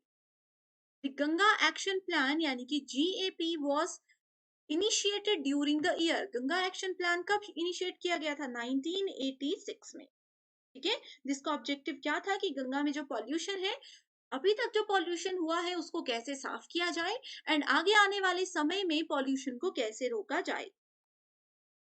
Environmental impact assessment is an objective analysis of the portable changes in what? So, environmental impact assessment को EIA के नाम से जाना जाता है. is an objective analysis of the portable changes in all of the above. ठीक है. So EIA क्या होता है? ये एक प्रोसेस है जिसमें हम इवेल्युएट करते हैं एनवायरमेंटल इम्पैक्ट्स को कि किसी डेवलपमेंट में, किसी प्रोजेक्ट में उस चीज का क्या इम्पैक्ट पड़ सकता है हमारे सोशियो इकोनॉमिक में, हमारे कल्चर, ह्यूमन की हेल्थ, जितने भी जीव जंतु होते हैं उनकी हेल्थ पर किसी केमिकल से या किसी डिसीजन से या किसी भी चीज से क्या इफेक्ट पड़ सकता है, वो सब चीजें इसके अंदर आती हैं. Okay. Next question is match the following based. कुछ इंस्टीट्यूट्स हैं जो कि एनवायरमेंट पर बेस्ड हैं, काम करते हैं. नेक्स्ट है सिटी की, कहाँ पर वो है? Central arid zone institute, space application centre, Indian institute of public administration, headquarters of Indian science congress. So इसका डायरेक्ट आंसर है, आप देख सकते हो स्क्रीन पर. ओके. हिंदी मीडियम स्टूडेंट्स के लिए भी क्वेश्चन अवेलेबल है, so you can easily check its. Correct answer is option number A. So ये वाला क्वेश्चन दिसंबर 2022 वाला जो साइकिल था जिसका एग्जाम मार्च में हुआ था, वहां से क्वेश्चन आया है. Atmospheric hedge is mainly caused by. So atmospheric hedge जो होती है, इसको ये किस कारण की वजह से होती है? वायुमंडलीय धुंध का मुख्य कारण क्या होता है? आंसर आपके सामने है, ultra fine size particulate matter. अब देखो, आपको पता होना चाहिए कि हेज क्या होता है. ठीक है. धुंध क्या होती है? धुंध जो एटमॉस्फेयर में है वो जनरली पाई जाती है, जिसमें कि आपके डस्ट भी होती है, स्मोक भी होता है, धुआं भी होता है, और ग्रीन हाउस गैसेस की छोटे छोटे ड्राई पार्टिकल्स भी उसमें होते हैं, जिसकी वजह से जो हवा है, हमारे आसपास का जो वातावरण है, वो क्लियर नहीं होता, वो थोड़ा सा धुंधला हो जाता है, थोड़ा सा रेड कलर में हो जाता है या फिर थोड़ा सा ब्लैक कलर में हो जाता है. तो ये क्या होता है? Ultra fine size particulate matters उसमें होते हैं, उसी को एटमॉस्फेरिक हेज का मेन कारण बताया जाता है. नेक्स्ट क्वेश्चन है, ऑक्सीजन डिमांडिंग वेस्ट, यानी कि ऑक्सीजन की मांग करने वाले अपशिष्ट कौन से हैं? क्या होते हैं? Decrease the oxygen level in water. So oxygen demanding waste क्या होते हैं? ये सेकेंड कैटेगरी होती है वाटर पॉल्यूशन की. ठीक है. इसको आपने याद रखना है कि वाटर पॉल्यूशन की सेकेंड कैटेगरी में ऑक्सीजन डिमांडिंग वेस्ट होते हैं, यानी कि वो ऐसे अपशिष्ट, ऐसा वेस्ट मटेरियल जो कि ऑक्सीजन की डिमांड करता है. ठीक है. The amount of oxygen consumed by bacteria and other micro organisms while they decompose organic matter. इसमें ही देखो, इसका क्या मतलब है कि जितने भी बैक्टीरिया होते हैं या छोटे छोटे ऑर्गेनिजम्स होते हैं, छोटे छोटे कीटाणु जीवाणु होते हैं, जब वो डिकम्पोज होने लग जाते हैं, खराब होने लग जाते हैं, वेस्ट होने लग जाते हैं, तो वो लोग ऑक्सीजन की ज्यादा डिमांड करते हैं. ठीक है. सो वो क्या करते हैं? ऑक्सीजन का लेवल जो है पानी के अंदर उसको कम कर देते हैं. अगला क्वेश्चन है, बहुत इंपॉर्टेंट है. NEP 2020 यानी कि नेशनल एजुकेशन पॉलिसी 2020 के अकॉर्डिंग ये कहा गया है कि India will be promoted as a global study destination providing premium education at affordable cost, thereby helping to restore its role as what? So देखो, NEP 2020 के हिसाब से इसमें कहा गया था कि भारत को सस्ती कीमत पर प्रीमियम शिक्षा प्रदान करने का यहाँ पर एक जो है अफोर्डेबल कॉस्ट में प्रीमियम एजुकेशन प्रोवाइड करवाने का एक सपना देखा गया था. एंड इसको किस रोल के अंदर रखा गया था? तो इसको रखा गया था विश्व गुरु के अंदर. विश्व गुरु का मतलब क्या होता है? विश्व गुरु का मतलब होता है वर्ल्ड लीडर. ठीक है. आप लोगों को मैं बता देती हूँ कि NEP 2020 में आया था और 2021 में न्यू दिल्ली में इसी के ऊपर कुछ रिसर्च हुई थी, इसी के ऊपर कुछ डिस्कशन हुई थी, जहां पर ये कहा गया था, ठीक है, कि ग्लोबल स्टडी डेस्टिनेशन इंडिया को बनाया जाएगा, इसीलिए इसको विश्व गुरु के नाम से कहा गया है. एंड ये स्टेटमेंट बोली किसने थी? ये statement foreign secretary Harshvardhan Shringla ने बोली थी 2021 की अपनी एक मीटिंग में. ठीक है. नेक्स्ट क्वेश्चन है, which of the following pollutants can cause cancer in human. So इनमें से कौन सा वो ऐसा प्रदूषक होता है जो कि इंसानों में कैंसर का कारण बन सकता है? तो वो होता है पेस्टिसाइड्स. ठीक है. जो कीटनाशक होते हैं, जो कि फूलों में, पौधों में, सब्जियां, जो वेजिटेबल्स ग्रो करते हैं फार्मर्स, वो जो कीटनाशक स्प्रे करते हैं, ठीक है, उसकी वजह से उनको लगता है कि वो सिर्फ कीटाणुओं को मार रहे हैं, लेकिन वो इंसान के शरीर में जा करके कैंसर को भी बना सकते हैं, कैंसर के सेल्स को भी जनरेट कर सकते हैं। नेक्स्ट क्वेश्चन है, which of the following phenomena is not a natural hazard. So natural hazard यानी कि प्राकृतिक खतरा कौन सा नहीं है। देखो, जंगल में आग लगती है, बिजली चमकती है, लैंडस्लाइड होता है यानी कि भूस्खलन होता है, ये सब नेचुरल हजार्ड है। केमिकल कंटामिनेशन यानी कि रासायनिक संदूषण जो है, ये एक नेचुरल हजार्ड नहीं है। सो रासायनिक संदूषण होता क्या है? देखो, जो भी हम लोगों के जैसे कि सॉइल होता है, मिट्टी होती है, हमारा वातावरण होता है, डिसइंफेक्शन बाय प्रोडक्ट्स होते हैं, ठीक है? पर्सनल केयर प्रोडक्ट्स होते हैं, जिसमें कि पैकेजिंग मटेरियल होता है ना, जिसकी वैलिडिटी जैसे कुछ क्रीम्स होती है, उसमें कुछ ऐसे केमिकल्स होते हैं, जो कि 2-3 साल तक उस चीज़ को सेव करके रख सकते हैं, है ना? तो वो क्या है, वो केमिकल कंटामिनेशन है, यानी कि केमिकल्स यूज़ करके उस चीज़ की आयु बढ़ाई जाती है। तो ये एक नेचुरल हज़ार्ड नहीं है, ये ह्यूमन खुद बनाते हैं, जिससे उनको ही सबसे ज़्यादा नुकसान होता है। Next question है, the factors which are most important in determining the impact of anthropogenic activities on environment are। So ये UGC NET 2020 में पूछा गया क्वेश्चन है। एंथ्रोपोजेनिक एक्टिविटीज होती है जैसे कि माइनिंग होती है, बड़ी बड़ी इंडस्ट्रीज में से वेस्ट वाटर निकलता है, वो गंदा काला पानी, काला धुआं निकलता है, ठीक है। फॉसिल फ्यूल्स में से धुआं निकलता है, कोल की जो कंपनीज होती है वहां से जो धुआं निकलता है, खेतों में जो एक्स्ट्रा पानी होता है, वो जितनी भी चीजें हैं ये सब एथनोपोजेनिक एक्टिविटीज के अंदर आती है, ठीक है। अब इन एक्टिविटीज का क्या इम्पैक्ट हमारे पर्यावरण पर पड़ रहा है, ये इसमें पूछा गया है। तो सबसे पहला इसका फर्क पड़ता है पॉपुलेशन पर, affluence per person and the technology used for exploiting resources यानी कि जनसंख्या, प्रति व्यक्ति संपन्नता और संसाधनों के दोहन के लिए इस्तेमाल की जाने वाली तकनीक। सो ये सब चीजों का, जितने भी लेटेस्ट टेक्नोलॉजीज हैं उन सब चीजों से ये डायरेक्टली कनेक्टेड होते हैं। नेक्स्ट क्वेश्चन है, which of the following combinations represent renewable natural resources. So निम्नलिखित में से कौन सा संयोजन नवीकरणीय प्राकृतिक संसाधनों का प्रतिनिधित्व करता है। सो देखो, ऑप्शंस हैं यहाँ पर, fertile soil and fresh water. So renewable natural resources कौन से होते हैं, वो प्राकृतिक चीजें ऐसी होती हैं जिसको हम लोग बार बार यूज कर सकते हैं, जैसे कि सूर्य की किरण है, उसको हम लोग बार बार यूज कर सकते हैं, ठीक है। इसके अलावा नवीकरणीय संसाधन के अंदर आप लोगों के आ जाता है, जैसे कि सूर्य की किरणें मैंने बताई, ज्वार भाटा होता है, पवन ऊर्जा होता है, ठीक है। ये सारी चीजें इसके अंदर आती हैं। इन संसाधनों को भविष्य में भी बार बार उपयोग में लाया जा सकता है। इसका एक उदाहरण कोयला भी है, पेट्रोलियम भी है, नेचुरल गैसेस यानी कि प्राकृतिक गैस जो होती हैं, वो सब इसके एग्जाम्पल हैं। तो एग्जाम के लिए आपको ये चीजें पता होनी चाहिए। लिस्ट आप एक बना लीजिए, ठीक है, लिस्ट आप एक बना लीजिए, यहाँ पर आप लोगों को पता चल जाएगा कि एग्जाम में कैसे क्वेश्चंस पूछे जाते हैं। नेक्स्ट क्वेश्चन है असर्शन रीजन बेस्ड। सो इसमें अभिकथन कहता है, people pollution control measures do not necessarily help in checking environmental degradation। यानी कि जो लोगों की जनसंख्या को कंट्रोल करने के उपाय हैं, जरूरी नहीं है कि वो पर्यावरण को भी रोकने में, पर्यावरण के नुकसान को भी कंट्रोल करने में मदद करेंगे। इसका कारण ये बताया गया है कि relationship between population growth and environmental degradation is rather complex.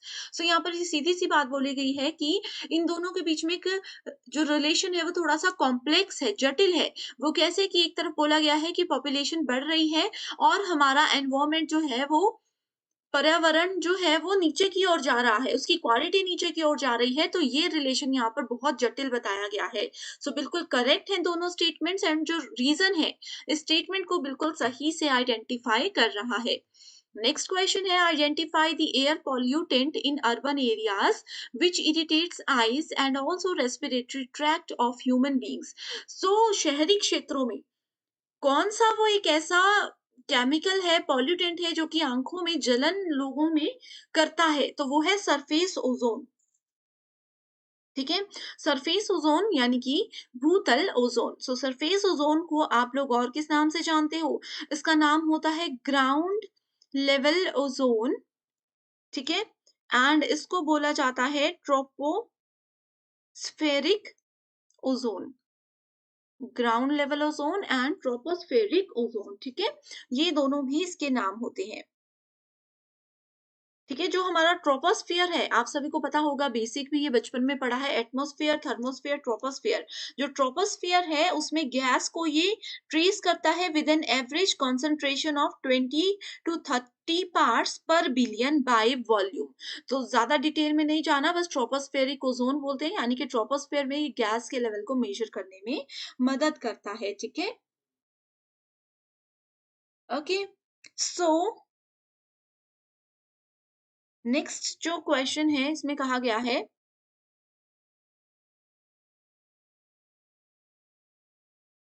Okay, सो इसमें क्वेश्चन है, which of the following is the largest source of water pollution in major rivers of India. So देखो, इंडिया में जितनी भी नदियां हैं, ज्यादातर नदियों में जो पॉल्यूशन होता है वो किसकी वजह से होता है? अनट्रीटेड सेवेज की वजह से होता है, अनउपचारिक सीवेज की वजह से। यानी कि जैसे होता है ना, लोगों के जिनके घर नदी के आसपास होते हैं, वो अपने घर का गंदा पानी, अपने टॉयलेट्स का, बाथरूम का गंदा पानी नदी में मिला देते हैं, वो पाइप्स डायरेक्टली कनेक्टेड होती हैं। तो ये क्या होता है, इसकी वजह से सबसे ज्यादा नदियों में वाटर पॉल्यूशन होने के चांसेस होते हैं। नेक्स्ट है assertion reason based question, sustainable development is critical to well being of human society। यानी कि जो सतत विकास है, सस्टेनेबल डेवलपमेंट है, ये समाज के कल्याण के लिए बहुत इंपॉर्टेंट है। तो ये बिल्कुल सही स्टेटमेंट है। दूसरी बोलती है, environmentally sound policies do not harm the environment और डिप्लीट द नेचुरल रिसोर्सेज। यानी कि पर्यावरणीय रूप से जो अच्छी नीतियां बनाई जाती हैं जिससे कि पर्यावरण को नुकसान नहीं पहुंचता, ठीक है, ये प्राकृतिक संसाधनों को कम नहीं करती है। तो क्या हुआ, दोनों स्टेटमेंट्स बिल्कुल सही बोल रही हैं, एंड ये इसका करेक्ट रीजन लेकिन बिल्कुल भी नहीं है। अपनी अपनी जगह दोनों स्टेटमेंट्स करेक्ट है, लेकिन ए को सेटिस्फाई करने के लिए इसका कारण बिल्कुल सही नहीं है। आप लोगों को पता होना चाहिए कि सस्टेनेबल डेवलपमेंट क्या होता है। सो सस्टेनेबल डेवलपमेंट को बहुत सारे तरीकों से रखा जाता है। एग्जाम में आपको मैंने बताया था, चलो होमवर्क क्वेश्चन देती हूँ, ठीक है। पीपल एंड एनवायरमेंट में पहले ही लेक्चर में मैंने आपको एसडीजी पढ़ाया था, सस्टेनेबल डेवलपमेंट गोल्स। अब बताइए कि इसमें टोटल कितने गोल्स होते हैं। आप सभी ने कल भी मेरे वीडियोस में रिप्लाई किया, मेरे आंसर्स, जो क्वेश्चंस मैंने पूछे थे उसके आंसर दिए। तो इसका आंसर भी जरूर बताइए कि सस्टेनेबल डेवलपमेंट गोल्स में कितने गोल्स होते हैं। एग्जाम में 100% क्वेश्चन आएगा ही आएगा, ठीक है। सो सस्टेनेबल डेवलपमेंट गोल्स क्या होते हैं? अपनी फ्यूचर को बचाने के लिए कॉमन गोल होता है। ऐसा इसमें नहीं कहा जा रहा कि हम अपना जीवन जी लेते हैं और आगे आने वाली जनरेशन अपना खुद देख लेगी, ठीक है। तो ये गोल्स इसलिए बचाए गए हैं, इसलिए बनाए गए हैं, ताकि हम अपने पर्यावरण को बचा सकें और अपने आने वाली पीढ़ियों के लिए एक अच्छा वातावरण छोड़कर जाएं। तो इसमें हर एक फील्ड को ध्यान में रखा गया है, सब चीजों को मद्देनजर रखते हुए ये गोल्स बनाए गए हैं। नेक्स्ट क्वेश्चन है, the dominant source of pollution due to oxides of nitrogen, NOx जिसको बोला जाता है, in urban areas is road transport. So NOx, NO2 जो होता है, ठीक है, ये सबसे ज्यादा प्राइमरली कहाँ से होता है? बर्निंग ऑफ फॉसिल फ्यूल से। फॉसिल फ्यूल्स नहीं, बर्निंग ऑफ फ्यूल से। जो धुआं, जो ये होता है ना, धुआं होता है, गाड़ियों से धुआं निकलता है, बड़ी बड़ी मशीनरी से धुआं निकलता है, उन सभी चीजों में से ये सबसे ज्यादा निकलता है, ठीक है, ये सबसे ज्यादा पॉल्यूशन होता है। तो रोड ट्रांसपोर्ट यहाँ पर करेक्ट आंसर है। एनर्जी यूज इन इंडस्ट्री भी होता है, लेकिन कंपेयर अगर उसको हम करें कॉमर्शियल सेक्टर और रोड ट्रांसपोर्ट से, तो वो थोड़ा कम हो जाता है। नेक्स्ट क्वेश्चन है, in urban areas smog episodes occur frequently in winters. So शहरी क्षेत्रों में स्मॉग ज्यादातर सर्दियों के मौसम में होती है। इसका कारण ये है कि in winters a lot of biomass is burned by people for heating purposes और टू कीप देमसेल्व्स वार्म। सो दोनों स्टेटमेंट्स करेक्ट है, बट ये रिलेशन कहीं पर दोनों स्टेटमेंट्स के बीच में नहीं आइडेंटिफाई हो पा रहा है। इसमें ये बोला है कि बायोमास को बहुत ज्यादा जलाया जाता है, जिससे कि लोग अपने आप को गर्म करने के लिए यूज करते हैं, तो वो भी बिल्कुल सही है। लेकिन इसका मतलब ये नहीं है कि सर्दियों में बायोमास का जलाना बहुत होता है, जिसकी वजह से सिटीज में स्मॉग होती है। तो ये दोनों स्टेटमेंट्स एक दूसरे को सेटिस्फाई नहीं कर रही हैं। नेक्स्ट क्वेश्चन दिसंबर 2019 में से पूछा गया है, inside rural homes the source और sources of nitrogen oxide pollution may be. So ये किसकी वजह से होता है? Unvented gas stoves, wood stoves, kerosene heater. So correct answer है ऑल ऑफ दी अबव। ये तीनों ही वजह से नाइट्रोजन ऑक्साइड पॉल्यूशन जो होता है घरों के अंदर सबसे ज्यादा पाया जाता है। नेक्स्ट है, as part of national climate change policy Indian government is planning to raise the installed capacity of renewable energy by 2030। So देखो, नेशनल क्लाइमेट चेंज पॉलिसी ने इंडियन गवर्नमेंट के प्लानिंग को यहाँ पर एक टारगेट दिया है रीन्यूएबल एनर्जी से रिलेटेड कि 2020 में वो कितनी एनर्जी का टारगेट लेकर चले हैं। सो करेक्ट आंसर है 350 GW गीगावाट। ओके, सो ये टारगेट है कि 2030 तक हम इसको जरूर अचीव करके रहेंगे। अभी तक ये 350 तक तो नहीं हुआ है, काफी इससे कम है। नेक्स्ट क्वेश्चन है, at present in terms of per capita energy consumption identify correct sequence. ठीक है, सो पर कैपिटा एनर्जी सबसे ज्यादा यहाँ पर एनर्जी किसने रेज की है? रशिया ने, फिर चाइना, फिर ब्राजील, फिर इंडिया। ओके, इंडिया का लोएस्ट रैंक पहले भी था, अभी भी है। ये प्रीवियस ईयर क्वेश्चन है, पुराना डेटा है। लेटेस्ट डेटा में भी इंडिया थोड़ा कम ही है comparative to other 3 countries. Next is sustainable development goals have specific targets to be achieved by. So sustainable development goals यानी कि सतत विकास के लक्ष्यों ने कुछ लक्ष्य रखे हैं जिसको अचीव करने के लिए उन्होंने एक टारगेट रखा है कि उस टारगेट को हम कब तक अचीव करेंगे। सो उसको 2030 तक अचीव वो करने वाले हैं। सो एग्जाम में और भी टारगेट्स पूछे जाते हैं, जैसे कि मिलेनियम डेवलपमेंट गोल्स का 2030 का टारगेट क्या है, ये पूछा जा सकता है। या फिर इसी क्वेश्चन को घुमा के पूछा जा सकता है कि सस्टेनेबल डेवलपमेंट गोल्स के कुछ स्पेसिफिक टारगेट्स जो उन्होंने 2030 तक अचीव करने हैं, उन टारगेट्स के नाम बताइए। ऑप्शंस होंगे, आपको करेक्ट टारगेट को आइडेंटिफाई करना है। Indian government's target of producing power from biomass by the year 2022 is what? So it is 10 MW. सो ये भी एक बहुत पुराना क्वेश्चन है। देखो 2022 का डेटा जो कि ऑलरेडी हो चुका है। सो इस क्वेश्चन को आप लोग स्किप कर सकते हो, ठीक है, ये इंपॉर्टेंट नहीं है। लेकिन आप इसमें ये देख सकते हो कि Indian governments target of producing power from biomass by the year 2025, ये एग्जाम में आ सकता है। ठीक है, सो सेम क्वेश्चन को ईयर चेंज करके भी पूछा जा सकता है किसी ना किसी शिफ्ट में। Next question is conserving our soil resources is critical to human survival, यानी कि अपने जितने भी मृदा संसाधन है उनका संरक्षण करके रखना मानव अस्तित्व के लिए महत्वपूर्ण है। इसका कारण क्या बताया गया है कि मिट्टी कई सूक्ष्म जीवों का घर है और इसमें खनिज होते हैं। ये भी बिल्कुल सही है। तो दोनों स्टेटमेंट्स एब्सोल्युटली ट्रू हैं, लेकिन करेक्टली वो उसको जो है आइडेंटिफाई नहीं कर पा रही इसके बीच में रिलेशनशिप को। नेक्स्ट क्वेश्चन है, वर्ल्ड मेट्रोलॉजिकल ऑर्गेनाइजेशन यानी कि WMO objective has been to reduce the number of deaths due to hydrometeorological disasters over the decade 2010 से 19 by the reference to decade 1994 to 2003। सो इसका डेटा है 50%। नेक्स्ट क्वेश्चन, ये देखो students, अब आप बोलोगे कि मैम इतना पुराना डेटा क्यों लेकर आ रही हैं। मेन काम हमारा ये है कि आप लोगों को एक आइडिया हो जाए कि कैसे टाइप के क्वेश्चंस एग्जाम में पूछे जाते हैं। और जैसे यही है 2022 वाला क्वेश्चन, यही क्वेश्चन पहले 2019 में भी पूछा गया था, 2022 में भी पूछा गया, 2023 में भी हम एक्सपेक्ट कर रहे हैं कि 2023 या 2022 के डेटा के हिसाब से सेम क्वेश्चन पूछा जा सकता है। तो आपको इसका आंसर पता होना चाहिए, ठीक है। Indian government's target for power production from small hydro projects by year 2022 is 5 GW. Next question है, in which country the recent international agreement on freezing out hydrofluorocarbons was signed by Rwanda? इसी के साथ फिर आज के session को and करते हैं। मैं उम्मीद करती हूँ आपको जरूर हर एक क्वेश्चन समझ आया होगा। अगर चाहते हो कि ऐसी सीरीज को मैं कंटिन्यू करूँ तो स्टूडेंट्स मुझे कमेंट करके जरूर बताइए, ताकि मैं मोटिवेटेड रहूँ एंड आपके लिए ऐसे ही अच्छे क्वेश्चंस लाती रहूँ। So thank you so much and I wish you all the very best.